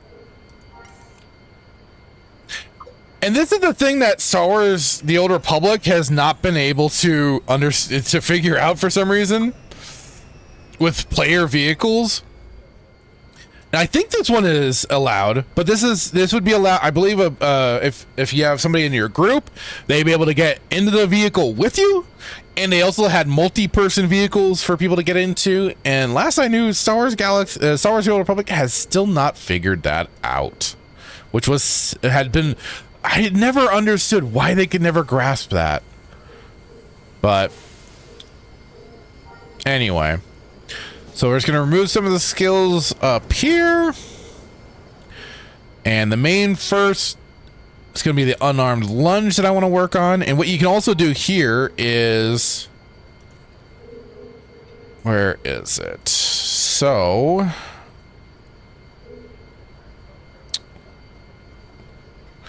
why am I forgetting how to do this suddenly?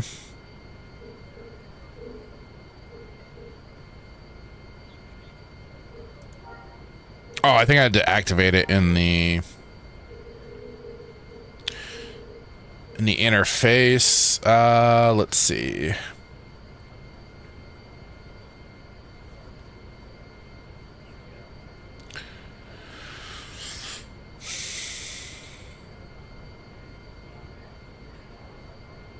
Where the heck is it?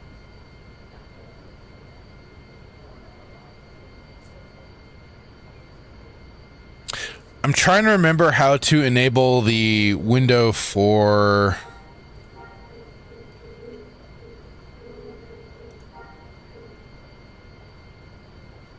leveling up, because you can't. Oh, let me turn these up.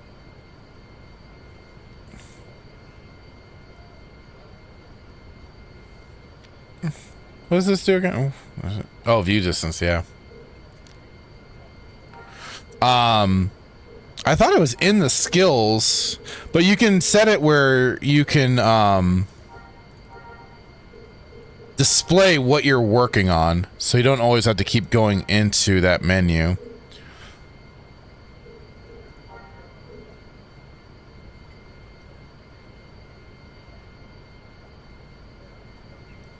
Wide.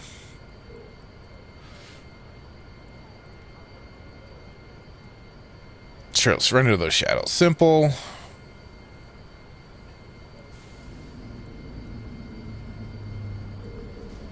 There we go. Maybe it's in the controls.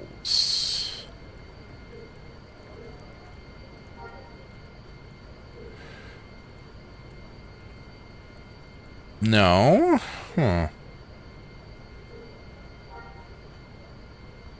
This is gonna drive me nuts.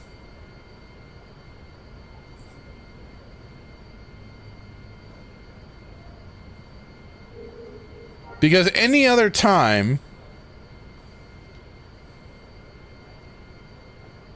I know exactly where to go to turn certain stuff on to display this while I'm playing the game.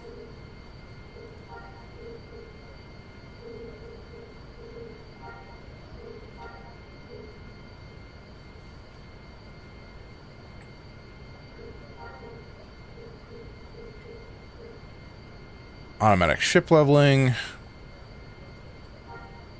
Let's see. On screen waypointer.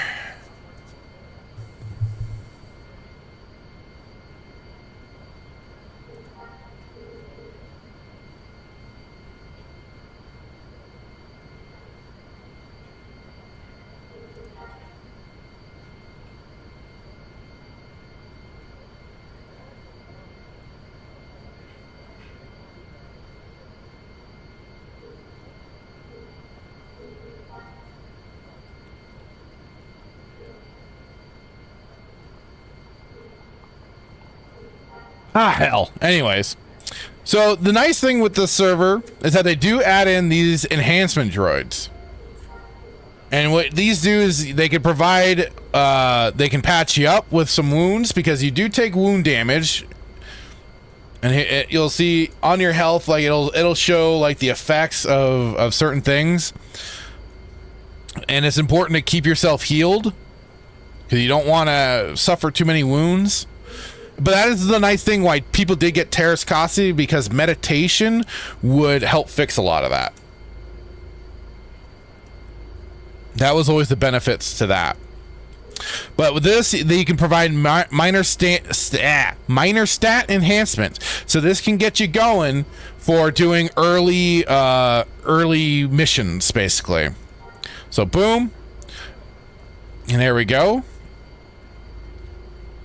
An unknown strength flows in you. Now my health and action and mind has increased. Here's where you see all the little enhancements over here. You got your health, your action, your running, and yeah, the different buffs that you can get from the different from the different professions. And then the main thing is to come to the mission terminals and start finding your missions, the payouts and stuff like that. They'll kind of it kind of gets based off of if you have your enhancements, and then you're gonna want to see you got your payment, you got your distance that'll tell you.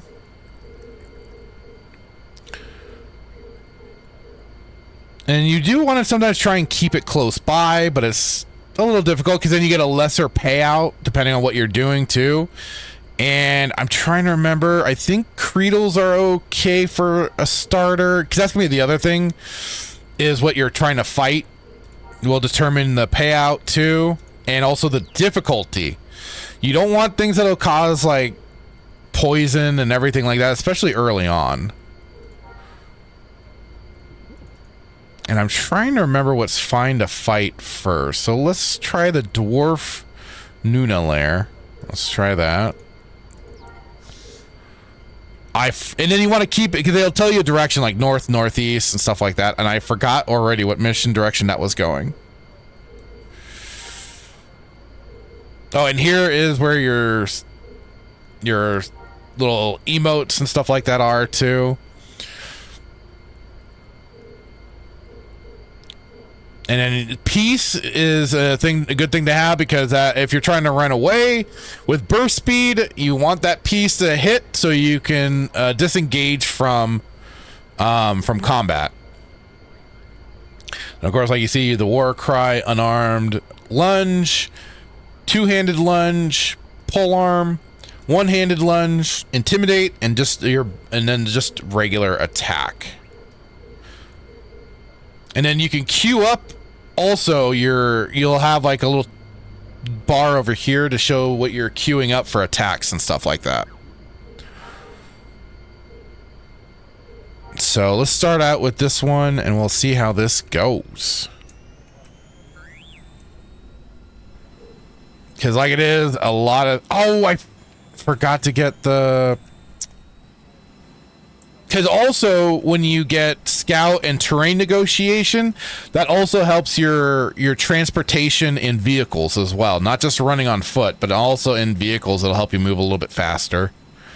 So let's see. Where is scout trainer? There we are.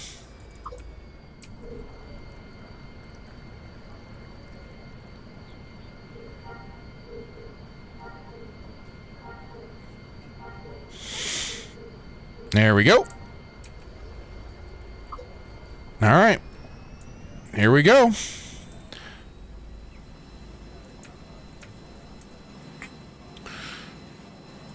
Now, next time, this might be where I will even keep the ability to keep playing some music.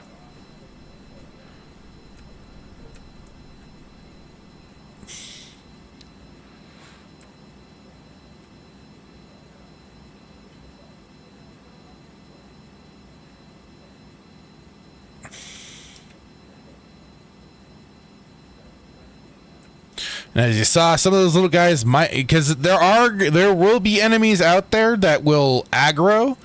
And here's another thing: your vehicles can take damage, so you have to be careful sometimes, because it sucks when you don't have any transportation and you are left out in the middle of nowhere.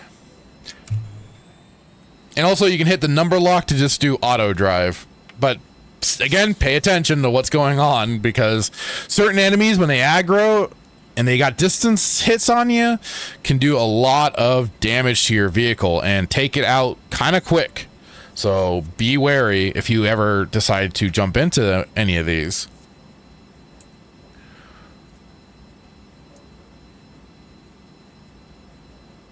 Okay.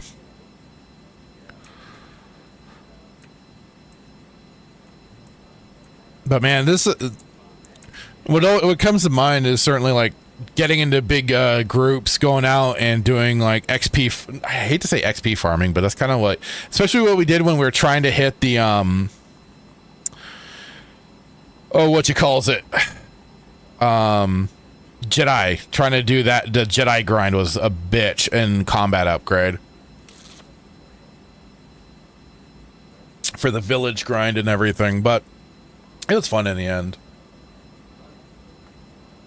Yes, Hassan. So you'll see. So like I don't know if you can see it very well, but there is a little chunk already kind of out of my my land speeder here.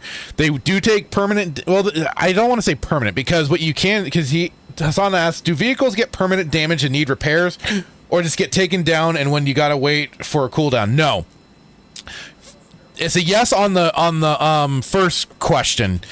They do take permanent damage, and there are garages and repair kits you can get to repair your vehicle, or restoration kits if your vehicle is completely destroyed, because your vehicle can get completely destroyed, but you do have the ability, if you get a restoration kit, to restore the vehicle. Or it's just sometimes called, you mainly use those though for the special vehicles. Like if you had the bark speeder or something like that, then yeah, you want to use the restoration kit on that bad boy, because that thing had like an extra had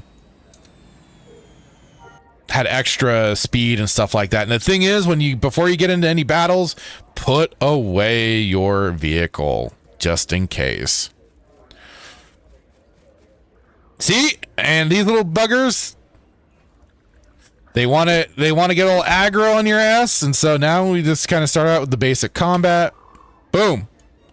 And what you want to do to then get scout XP is you want to harvest resources. Boom. Get them hide. Mainly, hide is really important for craft, for tailors and stuff like that. Meat and bone, I believe, for bioengineers and stuff like that. But I'm just gonna get a harvest its hide, and that gives you the scouting experience.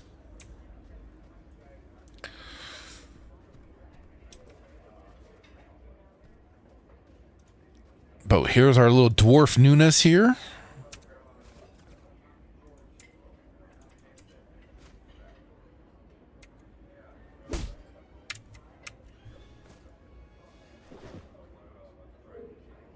The thing was, when you got into groups, is that it also, I believe, increased the XP, the experience that you gained. I think because also then it upped the difficulty of the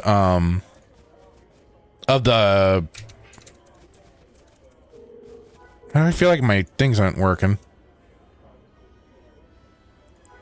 So yeah, like you see, you could queue up your skills. And that was the crazy thing with this game, is that people, because you can create in your commands, you could create your own macros, and people set up some crazy freaking macros to just basically like do a lot of automated things. And some people I know during the combat upgrade would exclude people from grouping up if they were just all right, so now we have one unarmed skill street fighting, and you do have a bit to also get some extra XP, a bit of a pool, so you can like earn more before getting the next upgrade. So while you're out and about, then if you equip a different weapon, if you have the different weapons and stuff like that.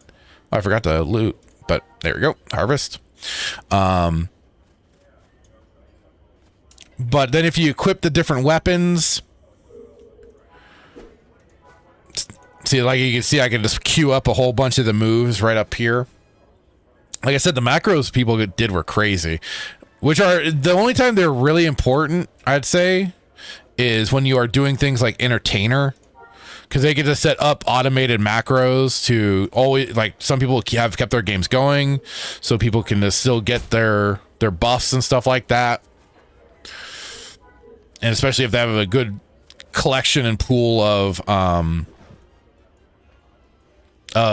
items to do the healing and buffing and stuff like that. So there's that sort of stuff you can do. Now, once you kind of attack everything on the outside, that's when you'll attack the lair itself. Keep in mind, more enemies will drop out as you're attacking it. And that was the thing, like once you got high enough skill with the Terrace Kasi, you could basically do the spin kick and just solo so many things. Uh-oh. Don't get into trouble now. Fractured.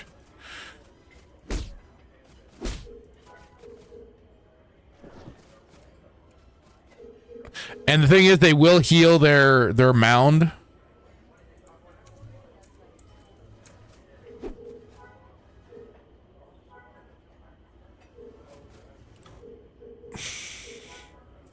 There we go. Whew.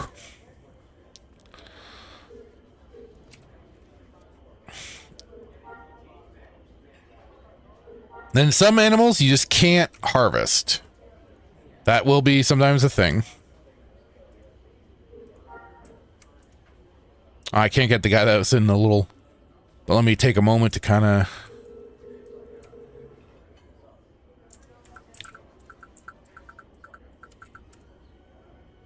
I don't know if kneeling helps, but I'll just do that for a moment.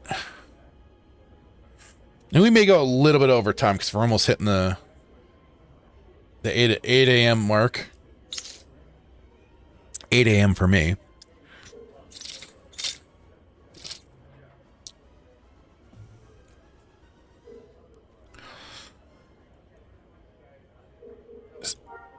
There we go. See, you can also hit peace, and then that says stop fighting, so you don't have to worry about that. It also chills the music out.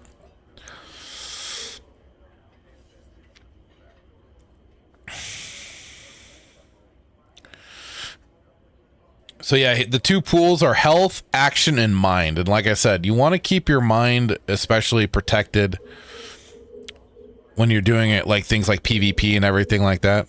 Oop, not that. So this is where you can also see you have your wounds, which is the stuff you need to get healed. This is where you take certain damages for your action, quickness, and stamina, mind, focus, and willpower. And wow, that's a nice thing with even though that droid buff, you got some pretty decent stats out of that from modifiers. Then you see your battle fatigue. That'll be something that'll also take effect on your performance, and you want to make sure, and that's where you go to like entertainers to get the battle fatigue down, basically. And here you see your faction standing. I'm a civilian right now. I'm not a part of any faction, but then you can build points for Imperial and Rebels. Okay. What am I think I gotta set something in the controls key map.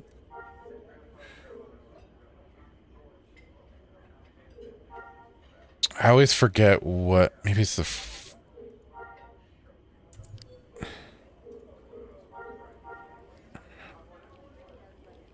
there we go. And there's usually 2 or 3 groups that'll drop after a, no, 2 groups, I want to say. After when you attack the lair. So there's the first group, and then there'll be a second group, and then after that second group, then you're free to completely destroy it and earn your monies.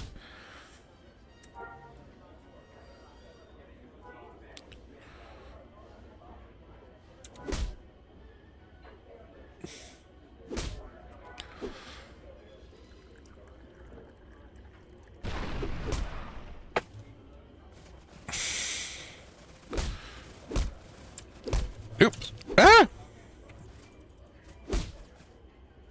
Alright. Because the thing is, when you keep attacking it, they'll fight harder on protecting their little mound.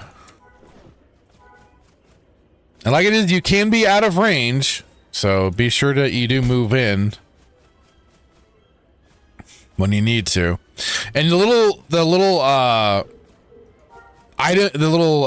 little red marks can determine their difficulty. So like you see that blue one is more of an easy one. The red ones are the more difficult ones. Or at least they're meant to be for their particular like species or whatever. There we go. And that blue one that you may have seen, that was like a really easy one. It was a baby. I'm a baby killer. Oh no! And sometimes you can find loot on the animals. They just won't have anything terribly great. All right, let me kind of kneel again. Again, I don't recall if it does anything. I think there's some. I think I should have some.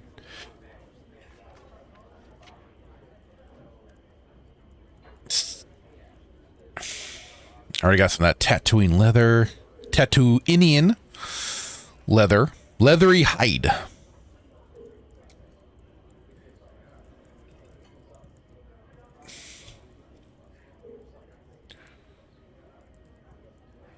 Okay. Oh, let's peace. There we go. That also, when you're in peace, will also help your healing. Or your, like, kind of just restoration. Because like it is, you can just kind of self-restore, but again, that you're going to take that damage that you're going to see.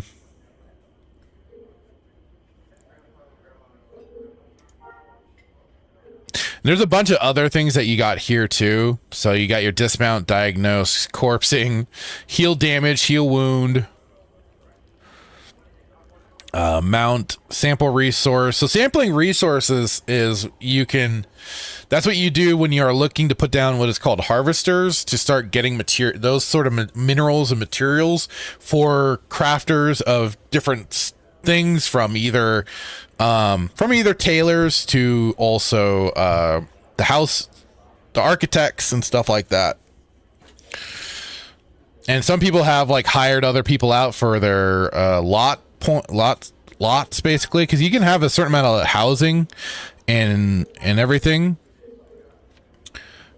and people would like ask for, could you use some of your stats to put down some more harvesters for me so I can get more materials. But here's also more community match character, so you could put in other details about your character, even a title, novice, and stuff like that, and you get the other ones as you go on.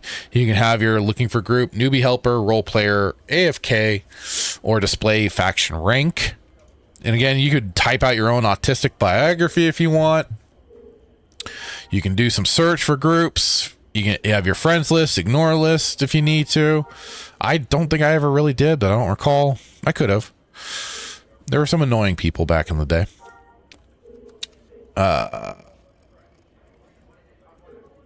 So again, battle fatigue, and you're going to kind of see more wounds as you keep battling for too long. You do want to take care of that after a time.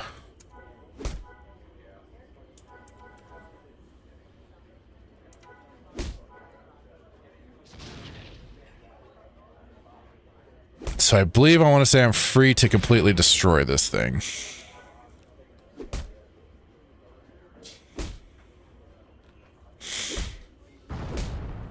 Yep.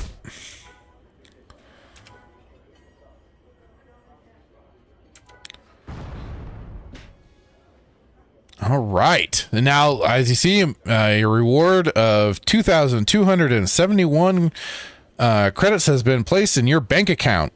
You'll see your cash. So cash is especially what you'll find when you are picking up loot from, especially like NPC, like human NPCs or other humanoid NPCs. When you're fighting different factions and stuff like that too, you'll get cash in the loot. But the bank, that is then that immediate set.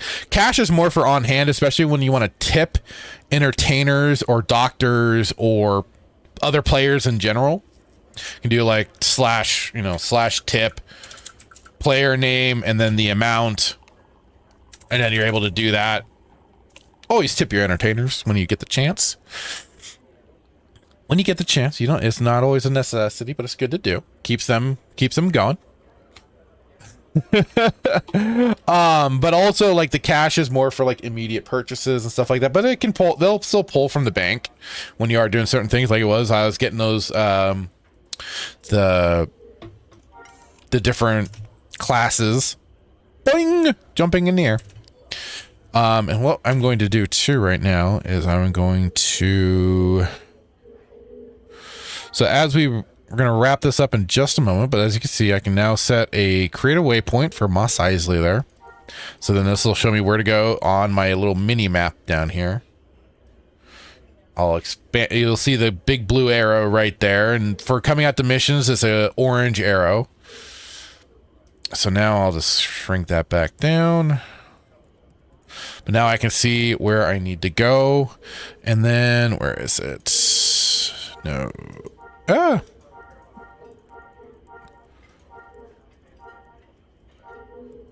There it is.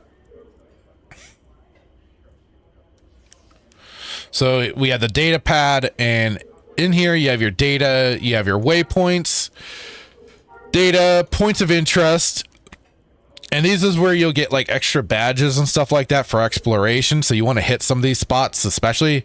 And then there's what are called theme parks, which is basically just a string of missions to do for different groups, either faction wise or non-faction wise. And on Tatooine here, you of course have Jabba's palace, where you get to start doing the Jabba's theme park to do missions for his cronies up until you get to the point of working for Jabba.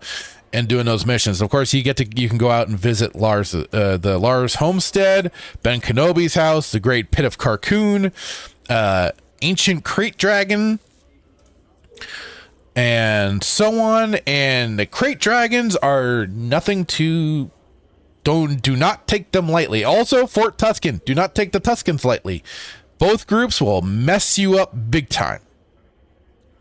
So crates especially will mess you up. Crates are very, very end game. Usually big groups, Jedi, bounty hunters, and whatnot included. Because Jedi will grind crate dragons for their, what are called, the crate pearls. They are boosts for their lightsabers. To be able to get that real nice extra stat increase for their lightsabers and stuff like that. Crate pearls are important.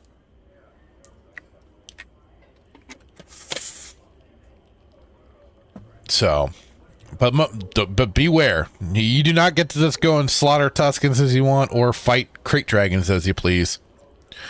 Oh yeah, and also you have your draft schematics, so that's the stuff that you know how to craft yourself.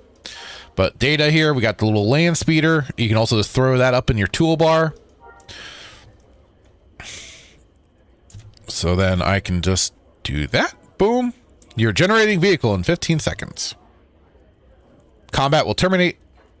Yeah, so if you get into combat, it will terminate the bringing out your vehicle. So beware. Be aware of your surroundings. And so, yeah, even when you just pull out your vehicle, it takes damage. It gets deteriorated. So that's also why sometimes you don't always want to put away your vehicle, but I advise it just because you don't want to basically be caught with your pants down when an enemy decides to get, because it's almost like some enemies can be a little vindictive. They can be little shitheads and want to start attacking things that's yours, and go for your vehicles or something like that. So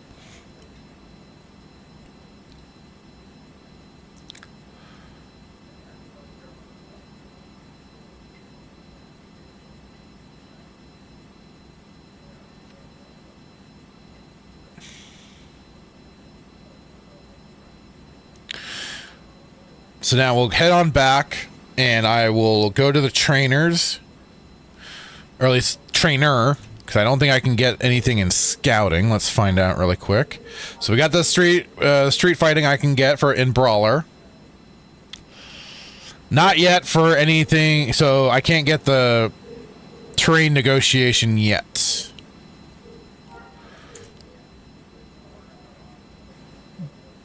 But that'll be nice once I can start building on that.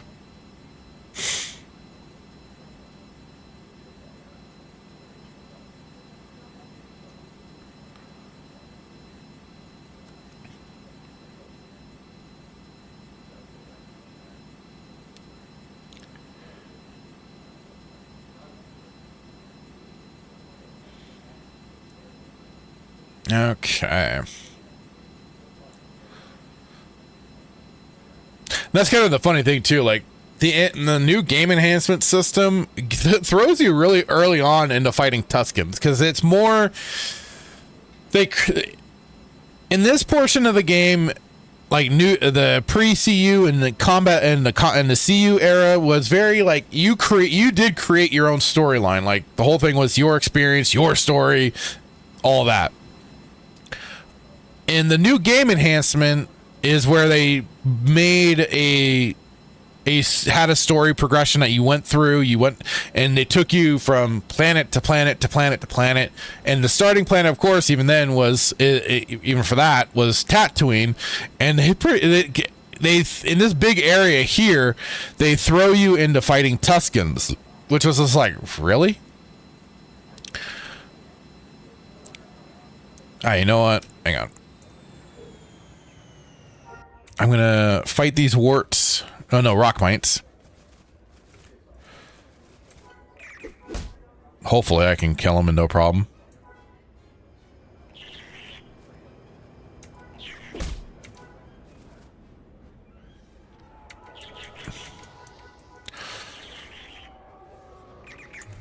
Uh-oh. See, this is the thing. You can attack different pools of the enemies as well. So different attacks will affect different areas of their health and stuff like that. So you can affect their action, affect their mind, and their health. And if you want like that quick death on them, going after their mind is very important. So let's harvest hide.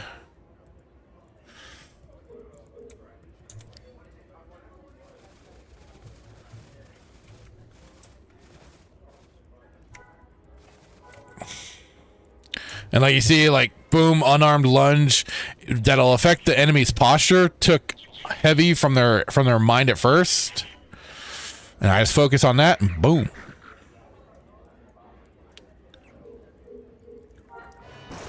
There we go. And the reason why you also want to build up a pool of experience is to then be able to have that, because sometimes with the experience points when you're buying skills can take away in those different areas. If I remember correct. I could be wrong. Let's burst speed this bitch. And look at, even burst run can affect your mind and action, or your health and mind. Health and action, damn it. But like I said, it also gives you the opportunity, that helps you escape enemies when you need to. Sit the scout trainer, converse. Skill I'm able to learn. Exploration fundamentals. Let's go that route.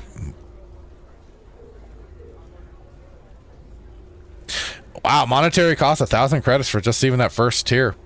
This is where you want to really do a lot of missions and gain that extra experience pool to pay for these skill buyouts. Did I get it?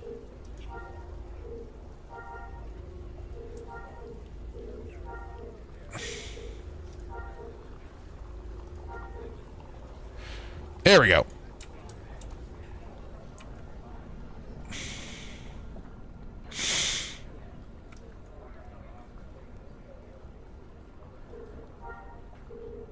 Interest in learning skill. Street fighting. Street fighter. All right, now we've got a new skill. So yeah, we got some terrain negotiation now, which is good. You want that. And then the street fighting gives you unarmed accuracy, center of being duration,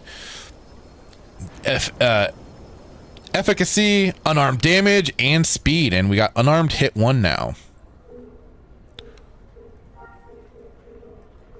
We'll switch. Oh.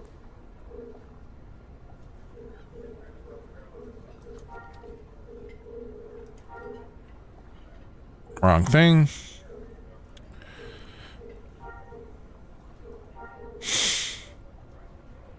All right, where's the unarmed lunge? There we are.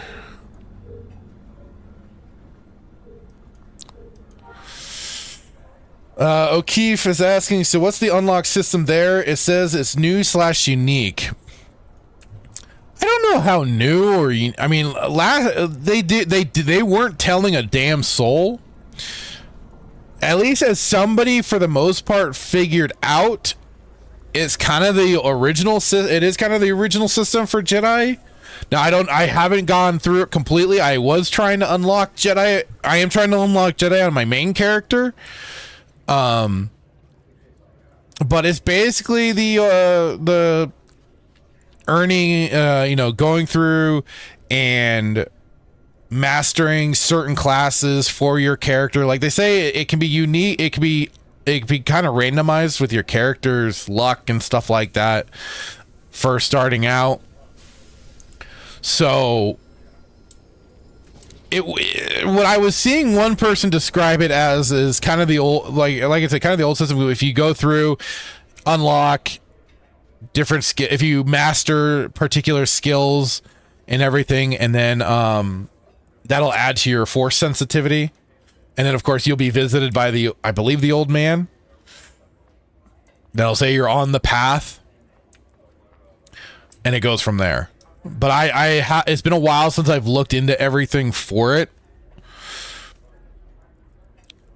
Because, like I said, I know somebody on the server figured it out and had detailed it in the forums. I just had to look at it again just to see what's going on. And just the extra one last thing here is where you can come for your banking terminal. You can use the bank, so you can deposit, you can withdraw cash or deposit it. Depositing to the bank is good just in case, because I think you can't. I'm trying to remember how you can lose funds. But, you know, it's just a safe thing to do, just to make sure you keep that pool of money that you've been earning. So, and then of course here's the Bazaar terminal. This is where you'll come to find player made because this is a completely player based economy, and relying on people making weapons and stuff like that. So you got your buildings, and you can search the entire galaxy, this planet, this region. It's kind of good to go for the entire galaxy if you're trying to look for particular things. Well, that's weird. Nothing? What am I missing here? I feel like I'm missing something.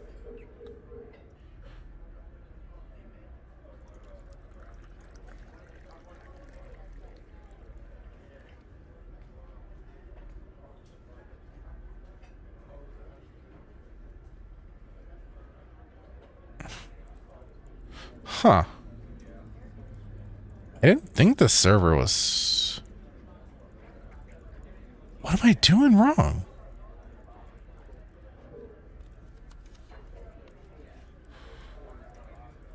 Huh. Weird. Because I know this server has a player base. But yeah, you want to come to the bazaar to find different items and stuff like that. Especially for when you're going through the different classes, getting new skill trees unlocked and everything like that, so that you can get the better weapons, have the better proficiency, and all that sort of thing. Okay, now I'm really like puzzled. Nothing. What is? Like I said, I feel like I'm not doing something that I need to do to actually search the whole galaxy, but this is crazy. Maybe I have to look into this. Damn, because I was wanting to play on this server again. That is crazy.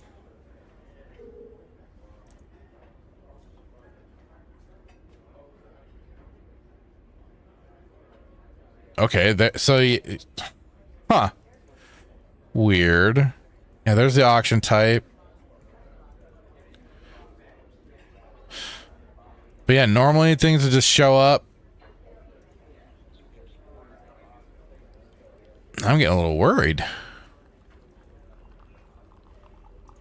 But yeah, you have your ranged weapons, one-handed weapons, melee weapons, and stuff like that to be able to find items and everything. Well, this is gonna be a curiosity now. Okay. Well, we went a little bit over what I was intending to do, but this has been fun. I think a good little first episode here for Respawn Roast Cantina. I hope you all enjoyed your time, and anybody on the replay as well. All right. Where is it? There we go. Okay. Exit the game there.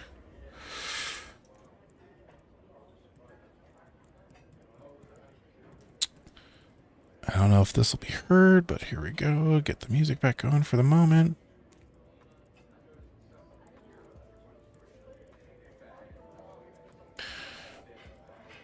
Oh, and you're welcome, Hassan Avocado King. Thank you for showcasing an old MMO gem, my dude. And I think I will be continuing this So this is what I'm trying to decide on, if I want to do this week to week or maybe more, or maybe every 2 weeks or something like that. Let me make sure. Scene.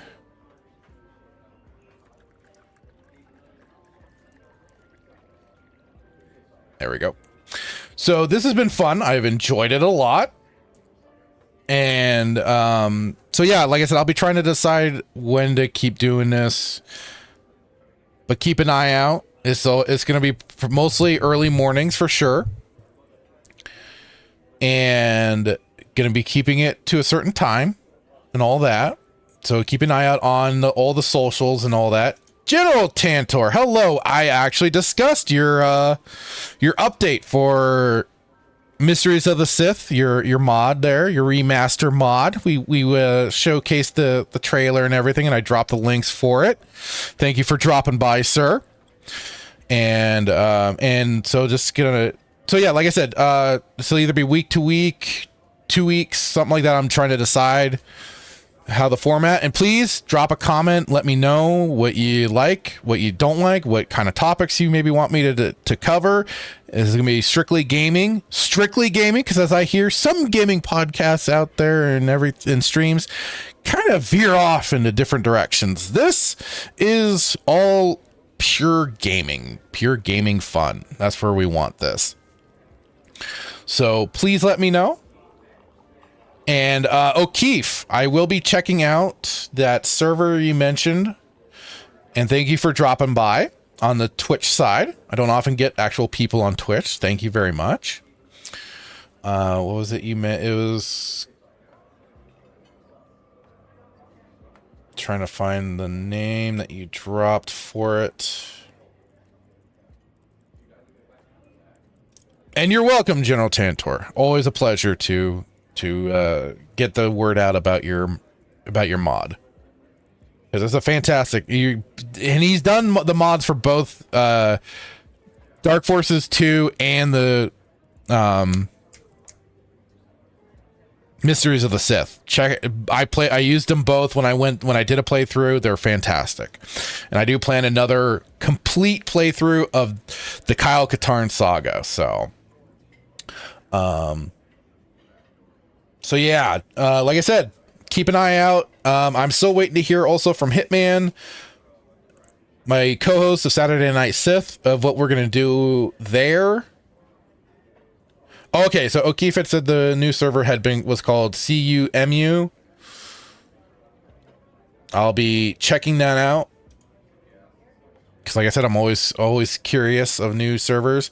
But thank you all for showing up that you have. General Tantor, O'Keefe, Hassan, Avocado King.